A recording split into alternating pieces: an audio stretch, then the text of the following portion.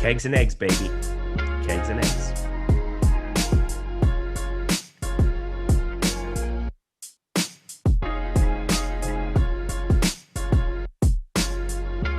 What is going on, everybody? Good morning to you out here from the West Coast. It is 11 a.m. out there on the East Coast, 8 a.m. out here. I'm Eric Lindquist. I am going to be hosting the MLB Deeper Dive. That was a weird way of putting that. I apologize to everybody involved, but I'm a little thrown off because, one, we were just talking rounders. It is hard to beat a rounders discussion in the morning.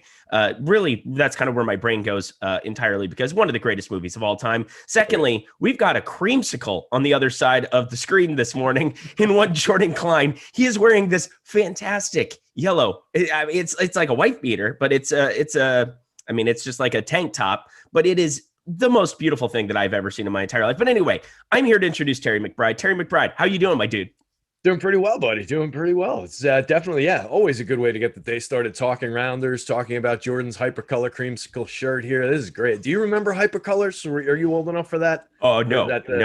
We had like a tie-dye era. I did not like the tie-dye. Yeah, I was never a tie-dye. It doesn't look good on me. None of those weird things look good on me. So, yeah, no tie-dyes, none of those like knits that we had back in the 90s and everything. Those just never worked for me.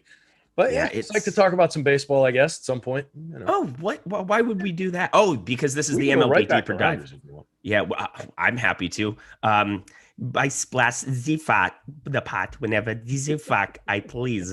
That's fine. But anyway, I just got to look from Jordan Klein like, what is happening? But either way, we're going to hit the like button and the subscribe button and the notification bell, because these are all good things that you should do because you love us so much. We are sponsored today by PrizePicks. We will talk about them a little bit later, but PrizePicks, thank you so much for your sponsorship. But I suppose we should get ourselves into baseball. So you ready to rock, my dude?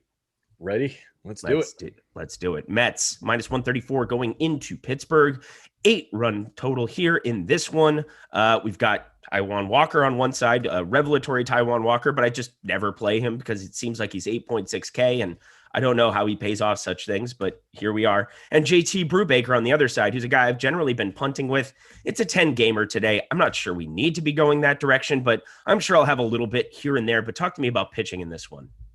Yeah, it's kind of that spot for me as well. I'll probably get to more Walker just based on, I've talked about it a few times, how my projections kind of treat the Pirates, and it inflates the total a little bit. So I got him as one of my higher projected pitchers on the board. He's been really good through the season, 24.9% strikeout rate over 90 innings, 3.94 xFIP, a 1.03 whip, inducing 9% swinging strikes, allowing 6.8% barrels. So a lot of league average-ish numbers, I should say. So when I say he's been very good for Taijuan Walker, improved to a good, slightly above average kind of a pitcher. Only 3.6% ownership share, though, going up against this really weak Pittsburgh team. I like that on FanDuel. 7.2% ownership on DK. I like that. He's more expensive on the FanDuel slate at $9,500, but he's in kind of like an island price on his own. We've got a couple 11K guys, a couple 10K guys, then him, and then just a range of mediocre kind of options. Musgrove is in that swath of guys. He's at 8,200. So that's the one main comp that I would make between Walker's 95 and Musgrove's 82 against the Nationals. I think those are the two playable guys out of that like mid-tier if you're going down from the five-figure guys. So it becomes an exercise of that as to how much I'm going to get to him as compared to Corbin Burns, Zach Wheeler, some of these guys that we'll talk about. But I expect I'll have some, especially because of this matchup. Pirates don't hit any home runs. They're good at not striking out. That's the one thing that they do well. We talk about it a lot. The projected lineup for the Pirates only a 19.2% strikeout rate on the year. So it could limit his strikeouts. But I do like the opportunity for him to just have like a decent, competent start here, get to the win, get to the quality start. Yeah, same here. I think that's a fine thing. I was just bashing him a little bit because it's Taijuan Walker, and I didn't expect such things from him this season. That is for sure. But we can still find some stacks that we like here on the other side. I think going to some Mets isn't the worst thing. 72 degrees, 76% humidity, just fine. Decent enough hitting conditions. Nimmo, McNeil, getting to some of those lefties. There's one guy that's missing here. No, Dom Smith's there. Okay, so it's the regular lineup. Obviously, they don't have Lindor in there right now, so that's not ideal. But talk to me a little bit about the other side. Talk to me about bats in this one. Yeah, so if I'm going to bats, it would pretty obviously be the Mets side of things. I do like the top end of the lineup there. No Lindor does kind of hurt, but I get a nice little home run mark on Pete Alonso. He's hitting second in the projected lineup. I'm not sure if the confirmed dropped yet while we've been talking. Yep, looks like it has. So yeah, two-hitter Pete Alonso is interesting to me. With significant home run upside there, not drawing even 10% ownership in our projections on the FanDuel slate. This entire lineup under 10%. So yeah, some combination of Nimmo, Alonso, McNeil, JD Davis, Dom Smith, and Michael Conforto. So 1 through 6, I can put this lineup together. And then McCann is interesting, at least on DK, where you need a catcher.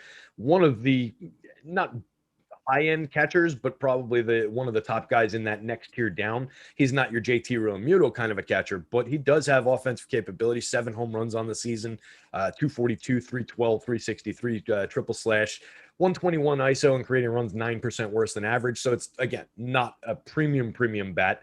But as a catcher play, that makes a lot of sense to me. So I can get to some of these Mets. Although Brubaker is a decent pitcher, he's another guy comes in around the league average on a lot of things, 23.7% strikeouts, only walks 5.1% of hitters, induces a nice 12.1% swinging strike rate. So there are things to like about Brubaker there. If I was rostering shares of a discount pitcher, he might be one of the guys I'm going to. 6,800 on FanDuel, 6,400 on DK. I didn't mean to skip him because he is worth at least mentioning for that. No, we are so offended, Terry McBride, that you would do such things. But looking at Pittsburgh, they're the second least likely team to finish as a top stack on this slate, 1.8%. I will say the one thing is on DraftKings, they're cheap. On FanDuel, I don't think you need to even dream about playing them. But is there any interest whatsoever? I mean, Wilmer Defoe in the 2-hole, 2.2K. Gamble, batting cleanup for a Major League Baseball team in the year 2021 of our Lord. That's great. 2K on DraftKings. John Nagowski, 2.2K. I guess that's the one nice thing I can say. Do you have anything else that you can add to that? I would have liked this lineup better with Ke'Bryan Hayes in it, and now that he's out of it, I like it even less. So yeah, not a great look at this lineup. If you're going to it, it would be Frazier, Brian Reynolds, and then build something around them. Only one guy over 37% hard hit percentage on the season, Gregory Polanco, in that lineup. That's not ideal. And he's batting 6th and he's making a lot of money. So there's that as well. Let's move along. We've got a lot to get to. And I guess that's about all we can really cover on the Mets and Pittsburgh. So Texas plus 198, Toronto 7.5 runs. I will say this run total was a lot lower than I expected waking up this morning, but part of that is that you've got a decent pitcher on one side, Hyun-Jin Ryu, Colby Allard on the other side. He's not very good, but I guess for me, it was just, I was expecting to see a total above 5 for Toronto in this spot against, I guess is this not a 7-inning game? Oh, that's what it is. See, doubleheader Terry today, McBride, this is why they pay you the big bucks, and this is why I'm a dumb. But anyway, continue on for me. Yeah, so 7-inning game, also not on the FanDuel slate. So I've got limited things to say about this in terms of all the data that would usually be on my nice little dashboard here. But what we could do is take a quick look at some of the pitchers. Colby Allard is a decent young lefty. It's not a good spot, though, going up against this Blue Jays team. And that's what I'd really be worried about here. We just know that they've got so much power, so much ability with the bat. So just pulling them up against lefties. Their home run rate this season, I believe, let's see, they slipped a little bit. They're 8th in baseball against lefties with a 4.10 home run rate. They create runs 6% better than average, 180 collective ISO, and they only strike out 22.6% of the time. I don't like the spot for him. If I'm going anywhere, it's probably going to be to the Ryu side of things. I think he can have a nice start here against this Rangers lineup. You're talking about a 7-inning game, so there is that complete game shutout upside. I don't think he's going to be pitching to that kind of a level, but I think he's got the competence to get through a decent start here. Texas against lefties, 3.19% home run rate, 27th in baseball, 23.9% strikeout rate is a little bit worse than average. Create runs 6% worse than average, only a 144 collective ISO against lefties. So it's a better spot for Ryu. I probably wouldn't be going to bats here. I don't really like getting to them in a 7-inning game. But with these Blue Jays, there is a little bit of a temptation with the Blue Jays up against Colby Allard there. It's even with 7 innings, that's kind of an interesting spot. Probably not worth doing, though. It's probably a stay away. Probably can't do it, but probably want to because it would be awesome because they are going to score runs, I'm pretty sure. But I don't know. It doesn't feel correct to do on a 10-game slate. That is for sure. But as you said, not on the FanDuel slate. So that's very exciting to be playing over there, not even having to think about such things. But 7.5 run total in a 7-inning game is definitely substantial on that side for Toronto. We have the usual suspects that you can kind of be looking to. Vlad Guerrero Jr. is good at hitting baseballs. We should probably roster him. Teoscar Hernandez, Bo Bichette, if you're going to be rostering them up. But as you said, 7-inning game, the opportunity cost is definitely there. But I will say they're not exactly on the bottom end. I guess they're not showing up. They're middle of the road in the top stack percentage. So 4.8% going way unowned. If they're going to be under 1%, yeah, give me that for sure. But if they're even rostered 3-4%, it's tough to really go to. But anything else to really add there? Because I mean, it's kind of it explains itself, I think. Yeah, I mean, look, if you're going to those Blue Jays, at worst 1 through 7, you can roster that starting lineup and then work in Santiago Espinal and Danny Jansen as you need to. If you need a catcher, fine, you can play Danny Jansen. Espinal's more of a slap hitter. Everyone else in that lineup is highly playable for power and for significant upside. It's just a matter of whether it's having the opportunity cost, like you said, of a 7-inning game. So that would be the key there. I wouldn't touch the Rangers on the other side. I don't see any upside, not even for like one-offs. Joey Gallo would be my favorite hitter. Lefty. I don't need to go out of my way to get to 5.2K Joey Gallo in that spot. Well, let's talk some pitching because you've definitely got it in this next one. Milwaukee -136 going into Cincinnati, into Great American, only 7.5 run total here in that ballpark. That always says something. And the reason for such things is Corbin Burns on the mound on one side, Sonny Gray on the other. 42.6% top 2 pitcher percentage for Corbin Burns on DraftKings, 26.2%. These are your 2 most likely pitchers to finish in the top lineup. Ownership is definitely there on both of them already. Sonny Gray has the IL thing next to him. Sometimes I think, maybe that'll depreciate a little bit of the ownership there. I believe he's been fine, though. As of late, he's pitched 86 and 99 pitches. Coming into the break here, he hasn't pitched for 11 days, I will say that. He was on the 10-day IL for this last one with the rib injury, but fantastic numbers on the season. Talk to me about both of these young gentlemen. Yeah, so this is a really high-end pitching spot. Like you said, there's a few good pitching spots on the board. It's a decent pitching day. I get Burns projected out a little higher, despite I think he's facing the better lineup here going up against the Reds. He's just been so good at suppressing hard hits, suppressing power.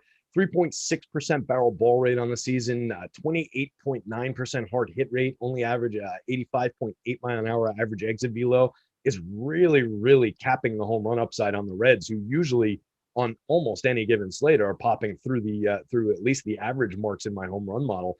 Everyone is just really below average and pushed down. So I wouldn't be looking to Reds bats here, and I think there's upside in getting to Burns. He's 11.2K on the FanDuel slate, and he's still drawing 30% ownership. That's the big concern for me here. I don't know that I need to walk myself into this Reds lineup if I'm paying that much for the pitcher and I'm doing it with that much ownership weight on it. 10,047.1% ownership on DK. It's a similar kind of story. It's at least a little bit less expensive, so you can kind of move some pieces around.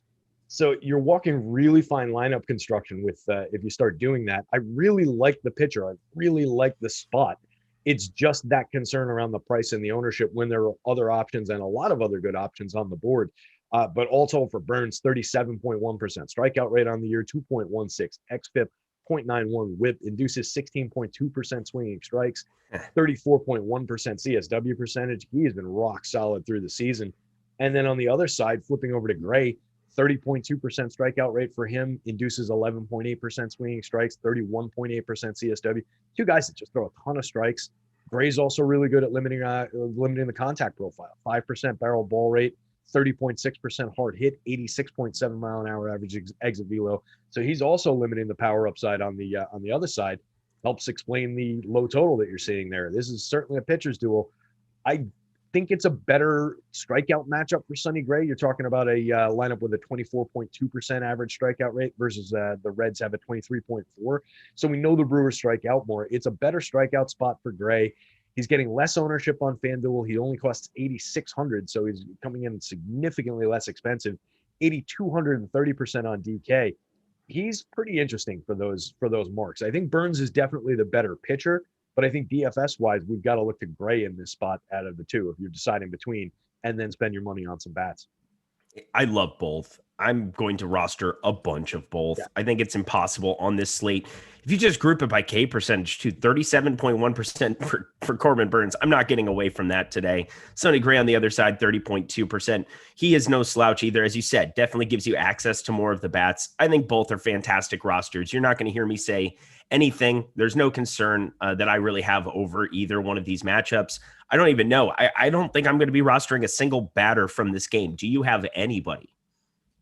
I doubt it. I mean, there's always the idea of if Corbin Burns is going to be owned to that degree, you could grab some of these Reds bats as a contrarian play and try and leverage against him. But he's just the way that he profiles and what he does on the mound and how he caps the upside of that opposing offense. I just don't see it. I don't think it's a smart play. So yeah, I'm probably not going to touch any of it. Yeah, let's move ourselves along then. Actually, before we do that, I should talk to you a little bit about the Awesemo premium tools and content. That is what we are here for, because without the data, we are nothing. It is the best in the industry, without a doubt. And $29.95 right now gets you a weekly pass to check out all of the, yes, wait for it, goodies, not my goodies. Oh, there we are. I had to. We had EMac in the chat there. I couldn't finish the song because I do not want to tarnish the name of the great Sierra. But either who, MLB Deeper Dive, all caps, one word. Check it out. 25% off your first week of Awesemo Plus Platinum. It is as good as it gets in the industry. And if you just want to do MLB DFS, which I know some of you out there, that is all you are here for, but that's $15.95. You can take a little bit off the top, but I'm telling you, between the MMA stuff that we've still got going, we've got football content that's going to be coming down the pipeline very, very soon. You're going to want your hands on that as well. We still have the ownership going here for all the NBA slates. We're guaranteed our game 6. Go Bucks. Don't want to go down that road too much because, oh God, I'm just so happy that ended up working out that way. I love when teams are down 2-0 and then they're going back home and you can just hammer the other side of it. It's such a beautiful way to live your life. But either way, we love all the data out here. You should too. MLB Deeper Dive, take advantage of that today. Let's get ourselves along to Minnesota minus 123. Going into Detroit, 10.5 total runs here. That's a hefty number. The reason it's a hefty number, J.A. Happ on one side, J. Happ, however one wants to put that, and Wiley Peralta on the other side. Oh my God, they are so bad at pitching. Please tell everybody how much they suck. Yeah, that wraps it up. Basically, they suck. Yeah, this is the complete opposite of that other game that we were just talking about with the suppressed total. These guys are inflating the total. They're both bad. Happ this season, 18.5% strikeout rate over his 82 and a third innings. Peralta, only 26 innings, 15.8% strikeout rate. Neither one of these guys can sit down opposing hitters. They both allow the ball to be put in play significantly.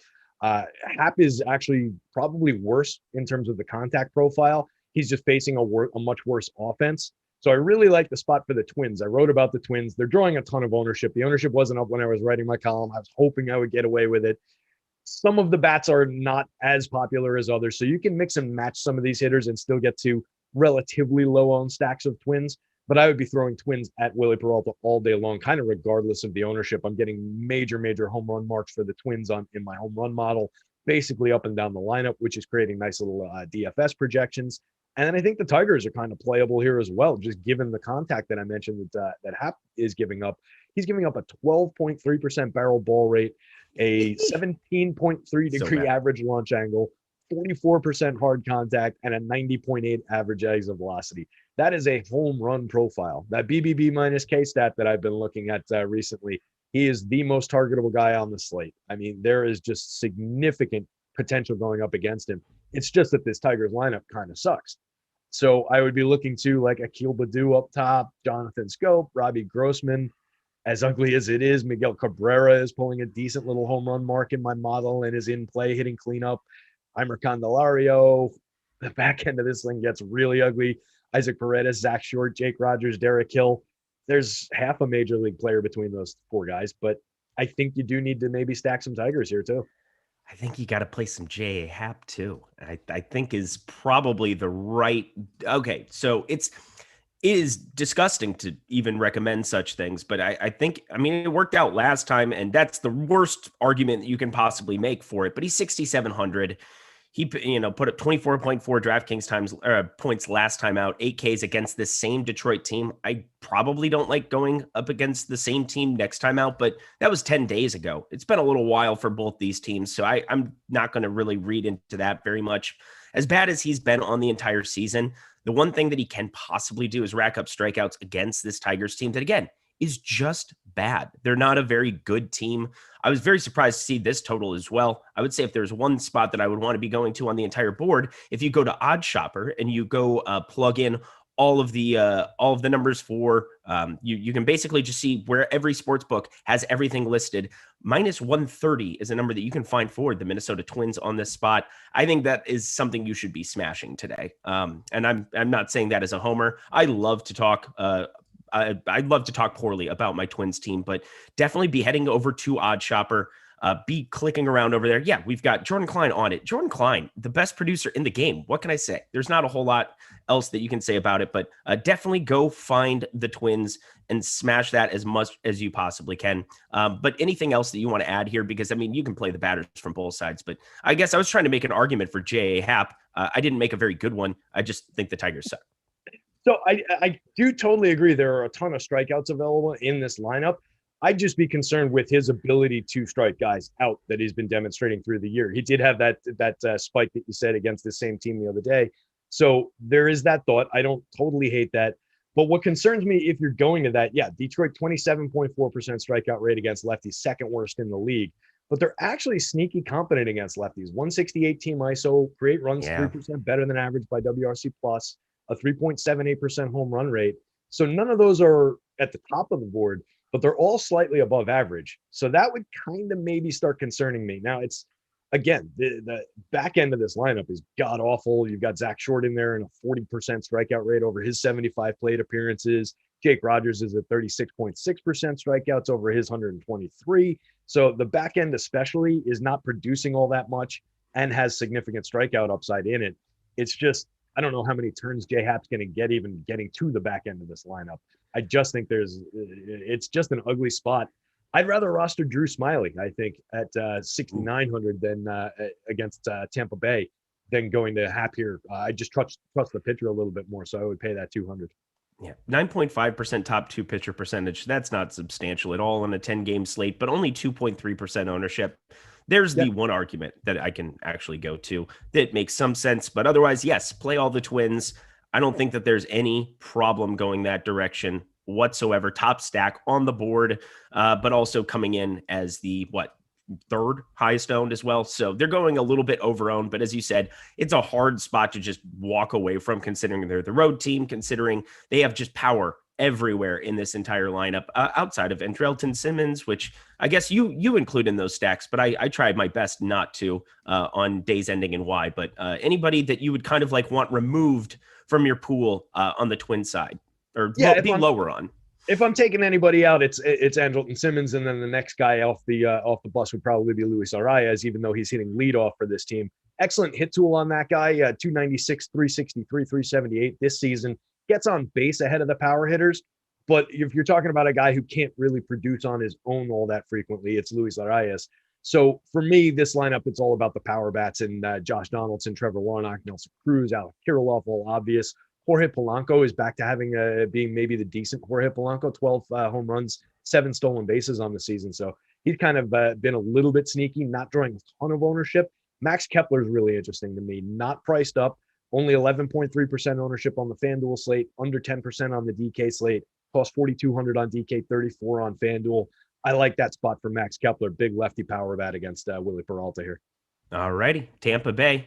We've got minus 106, Atlanta, 9 total runs here in this game as well. We've got Rich Hill on the bump, I know, on one side. On the other, it is Drew Smiley. As you said, he would be kind of a preferred option over J. Happ, but Rich Hill, been surprisingly good, always limiting hard contact, but still giving up a 418 expected slugging on the season, 23.6% K percentage. Dude's well into his 40s and still rocking, so good for him. Jock Peterson, a lefty on lefty here, that's going to be a little, I think just the best two hitters being out of this lineup being Jock Peterson and Freddie Freeman definitely gives me some intrigue for Rich Hill at 7.4K on DraftKings. Are you willing to be playing him today? Not in the lineup. I have them in. I have Jock and Freddie both in the lineup. Yeah, no, I said they're both. I said no. Having the Lefty. best two hitters existing on this team being lefties Lefty. neutralizes it a little bit. I mean, Freddie Freeman can hit anybody on planet Earth, but Rich Hill definitely going to be preferring him going up against a team where their best two hitters in the lineup going to be lefties. That makes sense. You're taking the bat out of their hands, and then you're getting this Braves lineup already significantly diminished. Obviously, no Acuna. I do still like hitters like Dansby Swanson, Ozzie Albies, Austin Riley in there. I think they're a competent lineup, but they've gone from a very good lineup to just kind of like a competent lineup now. So I think there's some upside to squeeze for Rich Hill here. I really like the price and the ownership, 7,400 on both sides, nobody touching him. You're talking about a Braves team that's for the active roster.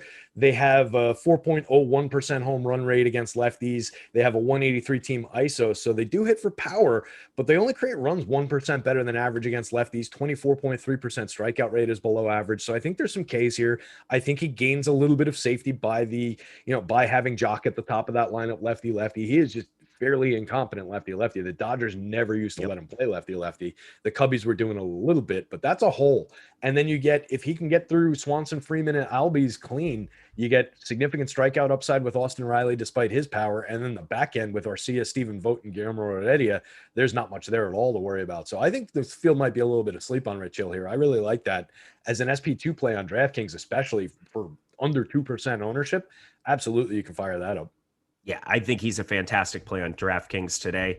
I have no issue going there. FanDuel, would you be willing to be rostering him whatsoever? He's kind of on the bottom end of the top pitchers tool. Doesn't feel like a spot you have to be going to at what's his price over there? It's 74 on both. I don't think I need him. Like, I like Smiley better for 8K on the other side of this game by my projections. But there are other guys, like I'd rather just pay 8,600 for Sonny Gray. I have him projected significantly more. I know that's a big price jump. Or you could pay 8,200 for Joe Musgrove. I have both of those guys significantly ahead of Rich Hill. So I probably wouldn't do it on FanDuel, but I think he's super interesting on DK.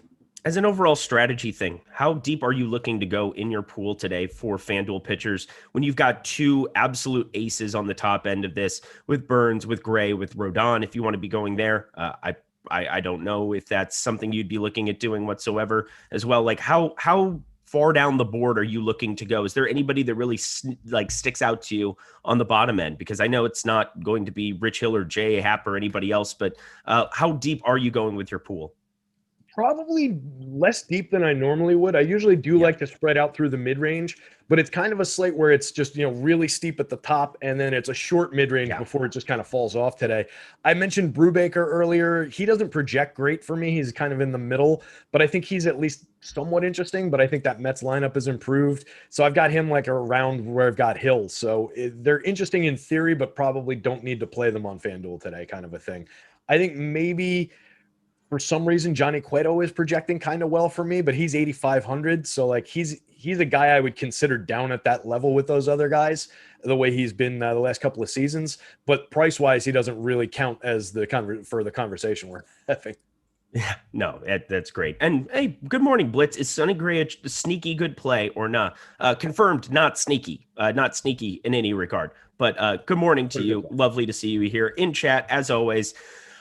Let's talk about PrizePicks, because PrizePicks is fantastic. They are a daily prop-based contest place to go play. They have a deposit bonus going for you right now too. It's as good as it gets. Being able to have $100 first match deposit bonus using the promo code Awesemo. That's all you have to do. Gives you that $100 right off the bat. But you don't have to deal with sharks, optimizers, mass entries. All you have to do, just pick 2, 3, 4, or 5 players that are available on the board, and you can do it across multiple sports. You can do it across NBA, MLB, WNBA, NFL, and even esports. So yeah, NFL, when that gets going, that'll be a fun addition to be able to put together. But NBA and MLB, definitely going to be the spots that you're going to want to go to. Also, to be able to help you put together those PrizePicks plays, head over to the MLB Player Props tool. It is still free. We're in free trial with that. If you use the NBA Player Props tool, you know how spot on all of these projections can be. It is our projections from Alex Baker, from all the guys, Steve Buzzard, Eddie Lai, all the guys behind the scenes, putting together the MLB Player Props tool so that you can get expected ROI on all of your plays. But PrizePicks, use the promo code. Logan Gilbert right now is sticking out as a positive over. 4.5 is the line on that. 53% expected ROI. That's going to be a fantastic play. Corbin Burns, even 7.5 strikeouts for that. Give me more than that as well. 39% expected ROI in the strikeouts tool. Both of those fantastic places to go get your plays from that player props tool. So check it out. Check out PrizePicks because it is a really fun interface, super easy to use. Go to the App Store, go to Google Play, check it out. Thank you so much to them as well. Absolutely love their product and how they take care of everybody with that deposit bonus. So thank you to them. Miami plus 142 going into Philly, 7.5 total runs here. Zach Wheeler on the one side, definitely going to be the pitcher we're going to talk about because I don't know who is pitching for the Miami Marlins today. Do you? I had it as Braxton Garrett. Oh, okay. I don't know if that's accurate. That's what came down with my pitching import. So I kind of just rolled with it. I didn't see anything else. He was a guy that I didn't click on yet. I mean, he's 4K, 1.77 whip, 5.56 ERA. He's 4K. So if that is indeed going to be the guy who's fired up, I wouldn't mind having a share or two there. I mean, 70 pitches is 2 outings that he's had so far. He was back in AAA Jacksonville. Bad numbers there too. Not a very good pitcher. I think I'm going to get to a lot of Philly now is kind of what I'm learning. Yeah, Philly was profiling fairly well for me on both sides of the ball, really. I really like the spot for Zach Wheeler here, and I really like the spot for the Philly bats. So top 5-6 hitters in that lineup, at least, I would be getting the stacks of, and the top 5 guys are profiling fairly well for home runs. So you get a lot of productivity out of Gene Segura. He's having a really nice season that we haven't really talked about, I feel like, all that much. But 315, 367, 444 with creating runs 21% better than average for Segura on the season. Really nice year, just leading off the top of this offense. Into Real Muto, Harper, McCutchen. I like the spot for Andrew McCutchen to maybe get a home run here. Rhys Hoskins, nice little home run mark. They're not drawing enough ownership either. Hoskins, especially on the DK slate, under 5% owned in the last update I ran. Some of these other guys in the 10s and mid-teens. So I think it's an easily rosterable team. They're a little bit expensive over on DK, but you get an offset with McCutchen in the middle there. You get an offset with Segura up top. So I don't mind the pricing. I think on FanDuel, they're very easy to play, except for maybe Harper, who's owned at 22% as just an outlier. Probably a lot of people getting to him as a one-off here. So, so Smoto Wire, which is a hilarious way of putting that. I love that logo. That's so good. Has Niter starting for the Marlins. Okay. I was going to say, because I had multiple things where I was trying to upload all the names into my spreadsheet, and that did not go very well this morning because of the Marlins not having a starting pitcher announced. But yeah, it's going to be one of the two. I think either way, we're probably in a positive spot here for those Phillies for sure. But let's talk Zach Wheeler. This is the guy. So 2.26 ERA, 0.97 whip. Fantastic. But I would call him better than Aaron Nola. I know that might be not something Phillies fans want to hear because they just adore Aaron Nola with an undying passion. But I love Zach Wheeler so much. He's so good. Yeah. Wheeler's been fantastic this year, really, really delivering on the promise that people saw when he was up here in New York, and really getting it done now finally for Philly this season, putting it all together. 30.8% strikeout rate, 2.71 xFIP on the season, 0.97 whip. He's only walking 5.5% of hitters. He induces 12.7% swinging strikes. And then when I say putting it all together, he's been excellent with the contact profile. 4.4% barrel ball rate, a 10.1 degree average launch angle, 29.1% hard hit is fantastic. 84.7 mile an hour average exit velo. These numbers profile very well, like right next to Corbin Burns, who we were talking about how much he limits the power upside. Wheeler's doing the exact same thing. Wheeler's coming in 11,000 on the FanDuel slate, so you're getting a slight discount from Burns. He's actually not, his ownership's not popping up. What did you see? Do you have Wheeler's ownership? So here's what's happening. So this is a great question that Joey has in the chat here, and it was something that I was going to bring up on the back end of this before we got to hitters. But we know that Zach Wheeler is going to be starting. We don't know when that first game, they have to finish yesterday's game first before they get going for this game. And so you're going to probably not know what the lineup is for Philadelphia. We're seeing that total is suppressed, I think, purely because we don't know what's going to happen with that lineup on the one side. So again, that's why we don't know who the Miami starter is necessarily. It could be a number of dudes, but I mean, I got to feel confident you're going to see Real Muto, Harper, McCutchen, Hoskins. I would say even Didi, considering both guys are righties. that they'd be going up against. I think outside of that, there are some question marks that you're going to have for the back end of this lineup. Is it going to be Torreyes? Is it going to be Jankowski? I mean, Gene Segura, I guess, will definitely probably be leaning off, but I don't know for sure. And that's kind of an interesting spot in tournaments. If people don't know what this lineup's going to be, it locks at 10:05 on the West Coast. So that's going to be what, 1:05 on the East Coast. It is at the very first lock time. How do you handle something like that, Terry McBride? So that's a really good point that I hadn't thought too much about. You kind of just have to walk that line with, I'm going to be expecting that they're going to be playing their regular lineup, or at least some version that's close. So you're playing their premium hitters. And it's fortunate that, the guys that you mentioned that we're wondering most about are going to be guys like Ronald Torreyes, Travis Jankowski, who round out the lineup. But the core hitters, I think we can reliably say that most of these guys are going to be in there. They're also in the 10th inning in that game. It's tied at 2. So that could be really short. We could be talking about a 15-minute affair where, they put the stupid runner on second base, somebody singles and it's over.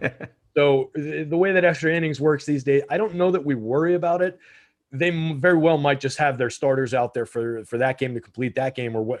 Actually, that's another important factor in that, is who was pinch hit for and everything going into that 10th inning. So guys might not necessarily be on the field to finish that game off. But then I think we can probably reliably say that that they're going to run out their usual starting lineup here.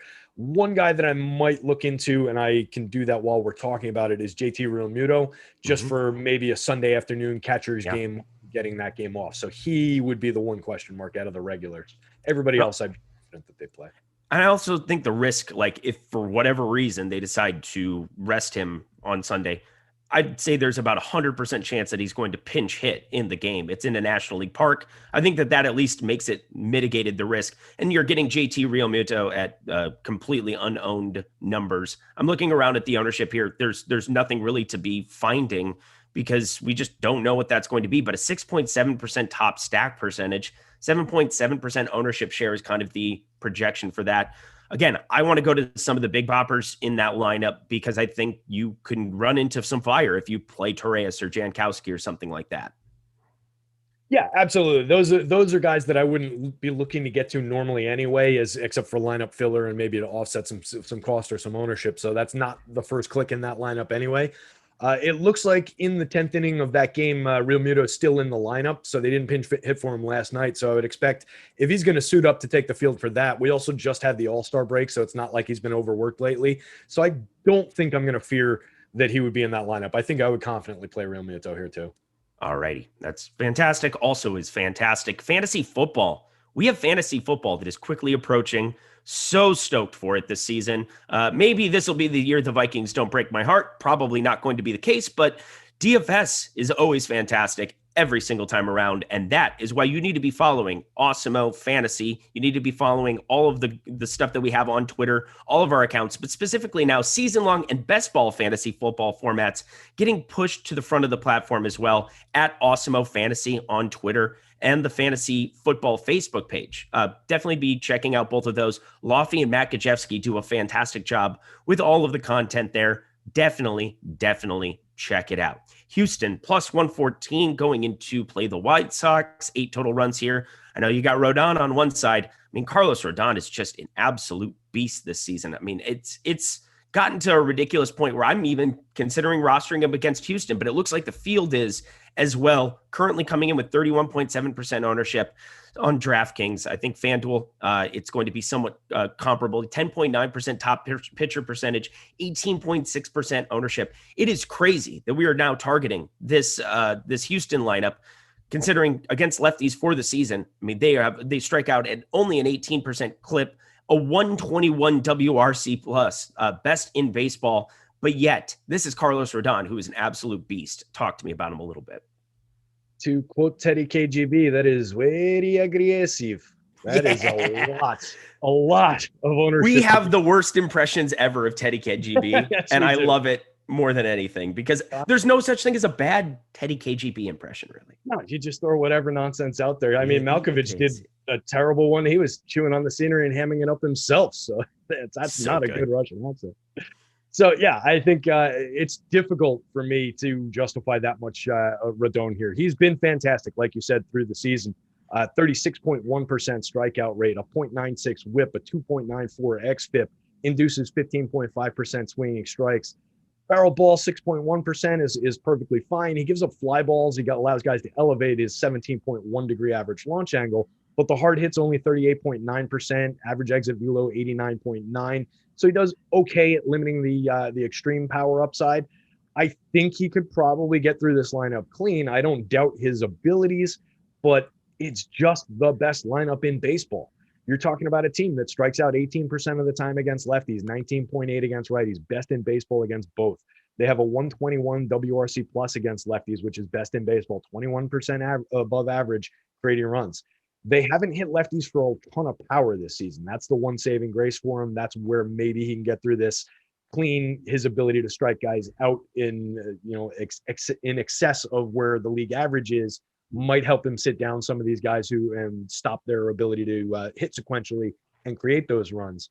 Houston's got a 3.33% home run rate and a 159 team ISO in the split against lefties, which are both below average. So that's where maybe we claw back a little bit of Rodon's upside here.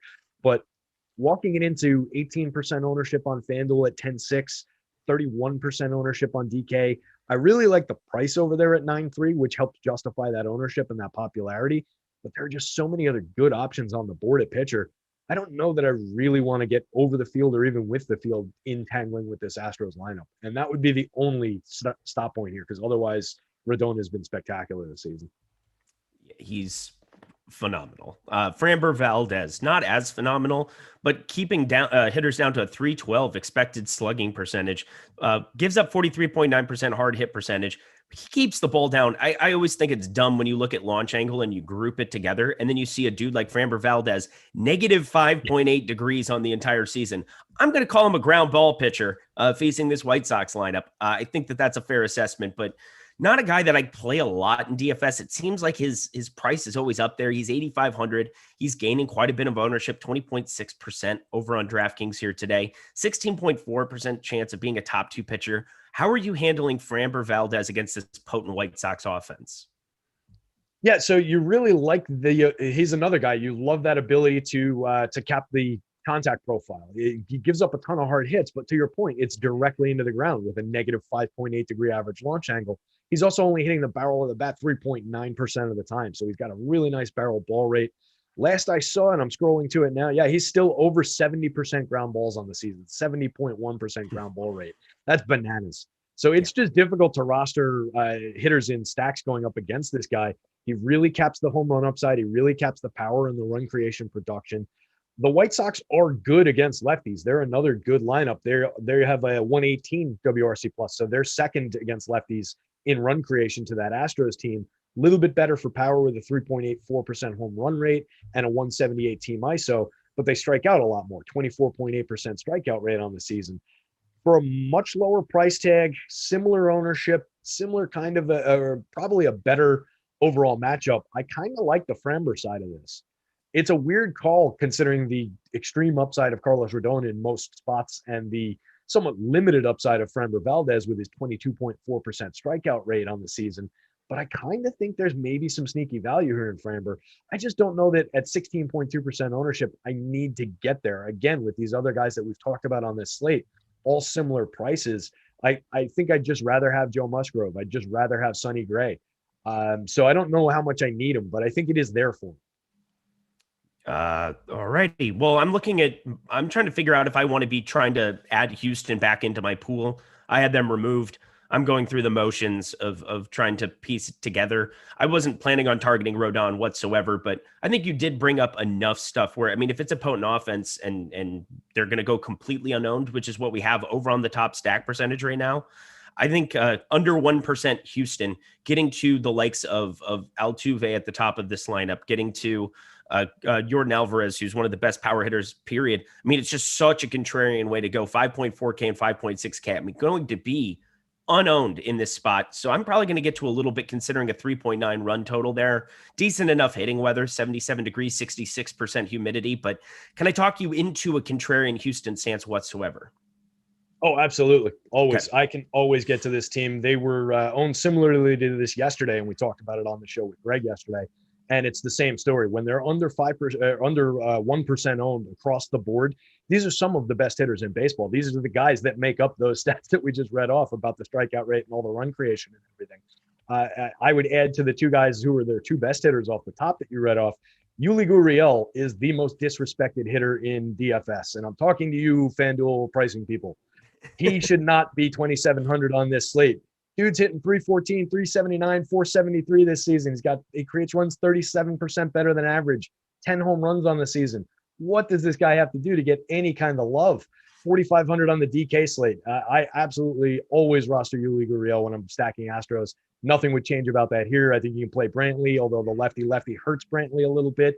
Carlos Correa, Kyle Tucker, lefty is fine. You can get to that. And then it kind of falls off a cliff with Straw, Toro, and Maldonado. I think Toro's got an interesting bat, but it hasn't really been there. Straw's improved the on-base percentage, and his speed's got him up to 13 stolen bases, but he's not much of a hitter in the majors. So it's about the top end, but yeah, I think I could definitely get there. Yuli Gurriel has a sub 10% strikeout rate. That's pretty awesome. He's such a good hitter. Yeah. I love playing guys where I know that they're going to get the ball in play too. Like guys that I know are either going to get on base or make contact. And again, I would much rather have them just get the ball in play in any way, shape, or form. So yeah, Yuli Gurriel, I think that's a good call as well. 4,500, very doable. In addition to that stack, I'll probably be looking at doing a lot of three-man stuff with them over on DK. But on the White Sox side, as we talked about, just not a whole lot of home run potential against one Framber Valdez. But anybody from the White Sox stick out to you?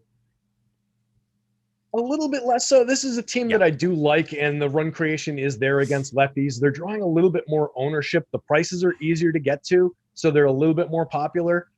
So if I was to do it, it would be about like Tim Anderson, Jose Abreu, Andrew Vaughn, John Moncada, maybe.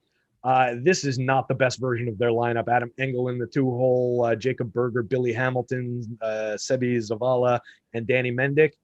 That gets pretty ugly pretty fast. So it would be about that core, but that's kind of where the field is. Not that they're there over, even 5% on most of these guys, but it would be about the obvious hitters at the top. I don't need any of the back end. So cue the 45-point Billy Hamilton game now.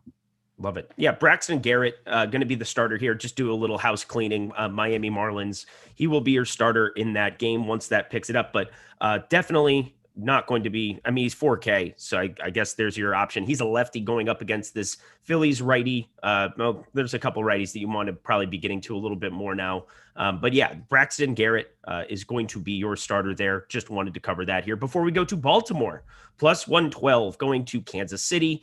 10 total runs in this spot. I don't know why my sheet is not uploading. But anyway, we have Matt Harvey, of course, I know is the pitcher on the Baltimore side. So I don't even need to look over at that. I know I have the numbers here somewhere. But yes, 494 expected slugging. What in the world are we doing here with Matt Harvey still pitching in the major leagues? I have no idea. He's got something on somebody in the Orioles front office. Last season during the pandemic, he tried to sign on when the NPB, the Japanese League, and the KBO were playing, and they said, "No, thanks, Matt. We don't need you." So he couldn't catch on over there, but he found the job with the Orioles this season. 16.7% strikeout rate over 76 innings, 4.74 xFIP. Only induces 8.2% swinging strikes, only a 24.5% CSW, 7.9% barrel balls with a 40.4% hard hit. It's just not there anymore. He can still bring it. It's not like he's got no arm anymore. He can still throw 96. He just induces no swinging strike, can't work in the zone, can't work out of the zone and get guys to swing and miss. He's 4,800 on the DK slate. If you want to get crazy and wacky, I think I would probably squeeze a little bit more out of him against this Royals lineup than Braxton Garrett on the going up against Philly. But there's not much here. So I would be stacking Royals against him, getting nice little power profile for them. They have a very good lineup for DFS purposes in terms of guys with excellent hit tools, plus speed, plus some power bats in there. So I really like mixing and matching at least the top 6 in this lineup again. Michael A. Taylor is sometimes a sneaky guy, but overall not a great baseball player. Cam Gallagher, Nicky Lopez at the bottom, mix and match kind of guys and value guys as you need them. But getting to Carlos Santana in the cleanup spot, Sal Perez and his amazing power in the 3-hole, really highly owned as a catcher on DK, but deserves every share that he's getting. 21 home runs on the season, a 222 ISO, best hitting catcher in baseball. Whit Merrifield and Andrew Benintendi are interesting from that hit tool and speed combo above them in the lineup. You're the absolute GOAT. You just covered an entire game for us in like, I don't know, 1.5 minutes, 2 minutes, saved me all the time in the world. I have nothing to add. I mean, I like both sides of this. 80 degrees, 62% humidity there in Kansas City today. Not the greatest ballpark on the planet, but definitely some decent lineups to be going to. The Orioles definitely like getting to them as well. Always feels like a team that goes a little bit under-owned, especially at the top end of that lineup. But today they are definitely getting ownership. So might have to be a little bit cognizant of that. 15.4% projected ownership up and down that lineup, 8% chance of being the top stack. So second most likely top stack percentage on the board. How much Baltimore Orioles is too much Baltimore Orioles? That's going to be a tricky question because this is not in general a great offense, but they're in a good spot. They're profiling really well for me in my home run model, which would typically push shares, but that ownership is going to drag them down a little bit because it's around the hitters that I want to get to.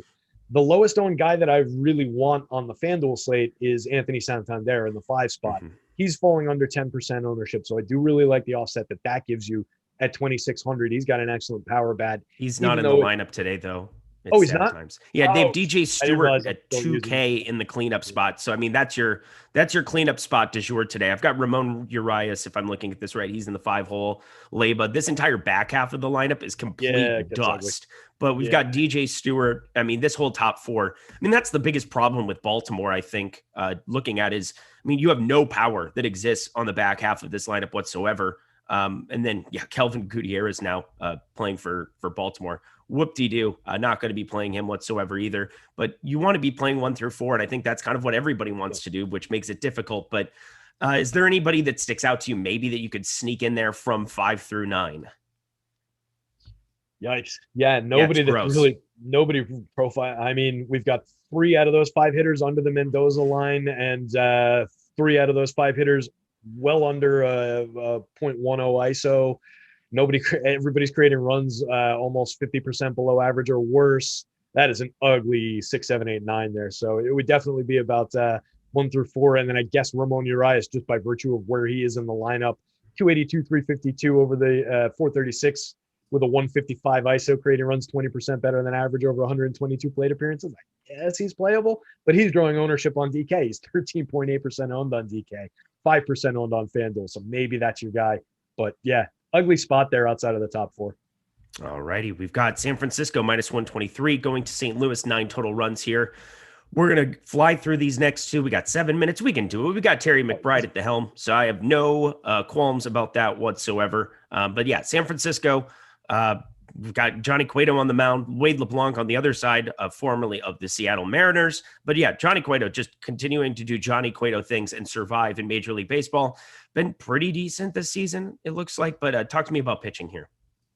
Yeah, so I was surprised to see Cueto kind of popped up a little bit on my board. He's a pitcher I haven't really gotten to that much this season, but he's projecting out kind of okay.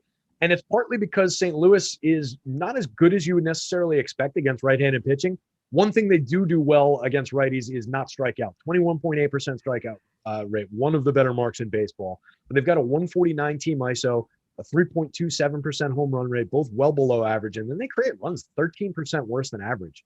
So that's a little bit surprising for St. Louis when you think about some of the premium hitters in that lineup and just the Cardinals in general. You expect better. So Johnny's profiling decently well for me. 8,500 on the FanDuel slate, 72 on DK is very interesting. Not getting any ownership to speak of. He's a guy who's, like you said, he's kind of just getting by on guile, kind of like what Zach Greinke's doing this year at their advanced stages. 78 innings, only a 19.6% strikeout rate. So he doesn't strike anybody out, and the Cards don't strike out that much. That's not great for DFS purposes. But if he can get through clean, give us 6 innings, there's a decent chance of getting a win here with Wade LeBlanc on the hill and the Giants offense doing what they do against left-handed pitching. So you could get to a win. You could maybe get a quality start out of Johnny. I don't want to throw that out on the line because he doesn't give you great depth. But he only walks 4.5% of hitters, 4.08 xFIP on the season. Reasonable profile in the contact stuff. 6.5% barrel ball rate, 37.9% hard hit, 88.3 mile an hour average exit velo. So he might be good enough to limit the power upside for the Cards. I don't love it. I don't necessarily trust where he's coming up in my model, and that's still several points below some of the other guys that we've talked about, the premium guys. But he'd probably be my bottom of the board pitcher in terms of talent, price, and all of those factors. Yeah, it looks like it for me too. Wade LeBlanc, definitely somebody that I'm happy to stack up against as well. Gives up hard hits, 43.5%, expected slugging 475, strikes out absolutely nobody, 13.2% K percentage on the season. That is abysmal. You have a lot of guys in the San Francisco lineup that I think can do some damage. Looks like they're coming in a little bit under-owned as well. Probably one of my favorite stacks to be getting to. San Francisco, just a shockingly good offense this entire season. Shockingly good in general. So can I interest you in some San Francisco bats? Absolutely. Yeah. This is a team that's been great against lefties all season. Second in baseball with a 4.66 home run rate as a team, only second to the Dodgers, 4.84. Above average in everything else, create runs above average, lower strikeout rate than most teams in baseball. Love the spot for the Giants. Still don't really know how they're getting it done with the names that are in this lineup, but they've been excellent. So I think we can get there again. You're talking about the back end with Mike Tauchman and Chadwick Tromp in there. Kind of a lower end back end, but up top, Austin Slater, Donovan Solano, Mike Yastrzemski, Darren Ruff, I think people are sleeping on with his power upside. I know he's 5,000 on the DK slate, so he's only pulling 2.2% ownership, but 2,900 for his power as a cleanup hitter in this spot on FanDuel. Under 7% ownership, that's a mistake. So I think we can get to him. I think we can get to Wilmer and his ability in the split. Even Brandon Crawford, lefty, I would play here. So it's a very good Giants lineup to stack. All righty. Before we kind of round this, we got to talk about Cardinals bats. I'm sorry. I didn't mean to just skip over Cardinals bats because they have been starting to come alive here of late. You've got enough guys on the other side. Dylan Carlson, switch hitter at the top of this lineup. Goldschmidt, Arenado, O'Neill, Molina is decent enough. Carpenter in the lineup here today, 2.7K. That is cheap for Matt Carpenter. He's a different Matt Carpenter than what we have rostered in the past. I will throw that out there for sure. But I'm willing to take some shots on him today. How about you? Yeah, for 2,100 on FanDuel, I'm perfectly happy doing that. You get positional flex between first and third, so you get him at the corners. I don't mind Matt Carpenter there, despite being the 196, 321, 326 version of Matt Carpenter. I think you could take some shots just on name recognition, too. You look down that lineup, and it's just such a better lineup on name brandedness. That was clunky, as compared to that Giants lineup. So I do like getting to, if I'm stacking this team, Goldschmidt, Arenado, and O'Neill are the obvious names. I think Dylan Carlson's got some quality. And then I think I wouldn't sleep on Paul DeJong. We've seen significant power upside from DeJong over the years. 12 home runs this season, a 193 ISO at shortstop. Only cost 3K on FanDuel. Nobody's going there. 3,900 on DK. Nobody's going there. So power upside for days in Paul DeJong. All righty. Before we round this out, with the last game that we're going to cover here, which actually locks at 10:05, but it's going to be the last game that we cover because it also had the same spot where it got suspended because of the shooting that was outside of Nationals Park. If anybody's out there, be safe, all of those good things. But hit that like button for us for sure. Goes a long ways for us. It's very, very helpful. It's a very important part that we have to just being able to put out the free content that we do every single day in front of the paywall for you. We appreciate you so, so much. So please, please hit that like button. That's really all there is to say there. Let's round it out. San Diego, Washington. Let's talk pitching. Max Scherzer on one side, Joe Musgrove on the other.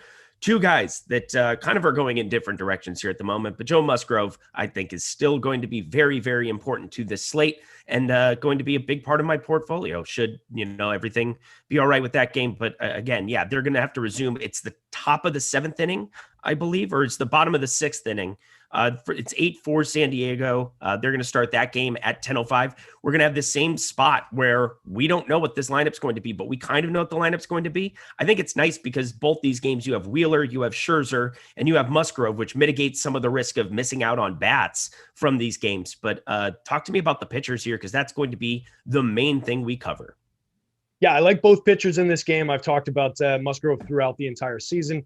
He's trending downward a little bit over his last few starts. There was the discussion about sticky stuff and all of those things. His spin rate hasn't really changed notably, at least as of before his last start. But he's been short on depth the last three starts out. 4 innings, 5 innings, 4 1/3 innings. 6 strikeouts against the terrible Rockies lineup the last time out. Gave up 1 earned run, 5 hits. So he was basically fine. Faced 21 hitters in his 4.1 innings. He walked a couple guys. Just wasn't incredibly efficient. I think we have plenty on the of history with Joe Musgrove at this point of being at least a good pitcher, if not the great pitcher that he was early in the season. that we can kind of rely on. The 29.1% strikeout rate, he's probably going to be around that, maybe creep back up over 30. 0.95 whip, he induces 12.9% swinging strikes, pounds the zone, so he's throwing a lot of strikes both ways. 36.3% hard hit, 87.9 mile an hour average exit velo, only a 6.9% barrel ball rate. I think those are all marks that hold up basically, regardless of any of the potential changes that have happened with him. He projects really well. He only cost 8,200 on the FanDuel slate, 79 on the DK slate. I think he's very much in play against this Nationals lineup that is the depleted version of this team. I really only fear Trey Turner and Juan Soto in this version of this lineup. Alcides Escobar off the top into Josh Bell, who's a fine hitter by himself, so throw him in that too. But then Josh Harrison, Jordy Mercer, Tres Barrera, and Victor Robles on the back end. Not that much to fear here. So I think Musgrove can have a nice start. And then Max Scherzer's Max Scherzer. Even against this Padres offense, I'm happy to roster him. 10-2, he is not the highest projected guy on the board, and he is priced similarly to some of those upside guys. So I don't know how much I would end up with him, but he's Max Scherzer. 35.5% strikeout rate on the season, 0.88 whip, 16.8% induced swinging strikes. He gives up some premium contact in terms of barrel rate, 10.3% barrel ball rate, 21-degree average launch angle. So guys are able to elevate the ball against Max, but only a 34.1% hard hit rate, 89 mile an hour average exit velo. So even when they get the sweet spot on the ball, they're still not hitting the ball for a ton of power against him, still not getting a lot of hard hits against him. There's not that much to say, to take away from Max Scherzer. He is going up against a very good lineup in terms of sequential hitting. They've got some power upside. They run for days, and this is an easy team to steal bases against. So it's not a great spot in terms of that, in terms of like run creation. But I don't expect the Padres are going to come in here and absolutely light Max Scherzer up. So I think at worst he's safe, and I think he's got Max Scherzer upside. Yeah, and Max Scherzer got lit up by San Diego before the break. Only had 3.5 DraftKings points, gave up 2 homers, only 3.2. 3 2/3 innings pitched in that one. So I think Max Scherzer probably comes out and screams a lot and throws a lot of fastballs and goes nuts because he's Max Scherzer. And I bet he gets back on the right side of this one. But Terry McBride, we got through everything. That was our 10 gamer. Any final words for the people as we close out? I need breakfast. Those are my final thoughts. That's all I got. Yeah, I was gonna say, we're ready to rock here. It is brunch time, my dude. Let's rock. MLB Live Before Lock coming up on this same stream. You don't have to go anywhere. EMac and Max, your old pal, hanging out. So stay tuned to that. Hit the like button, hit the subscribe button, hit the notification bell. Those are all very helpful things for us. But I am Eric. He's Terry. We'll catch you later.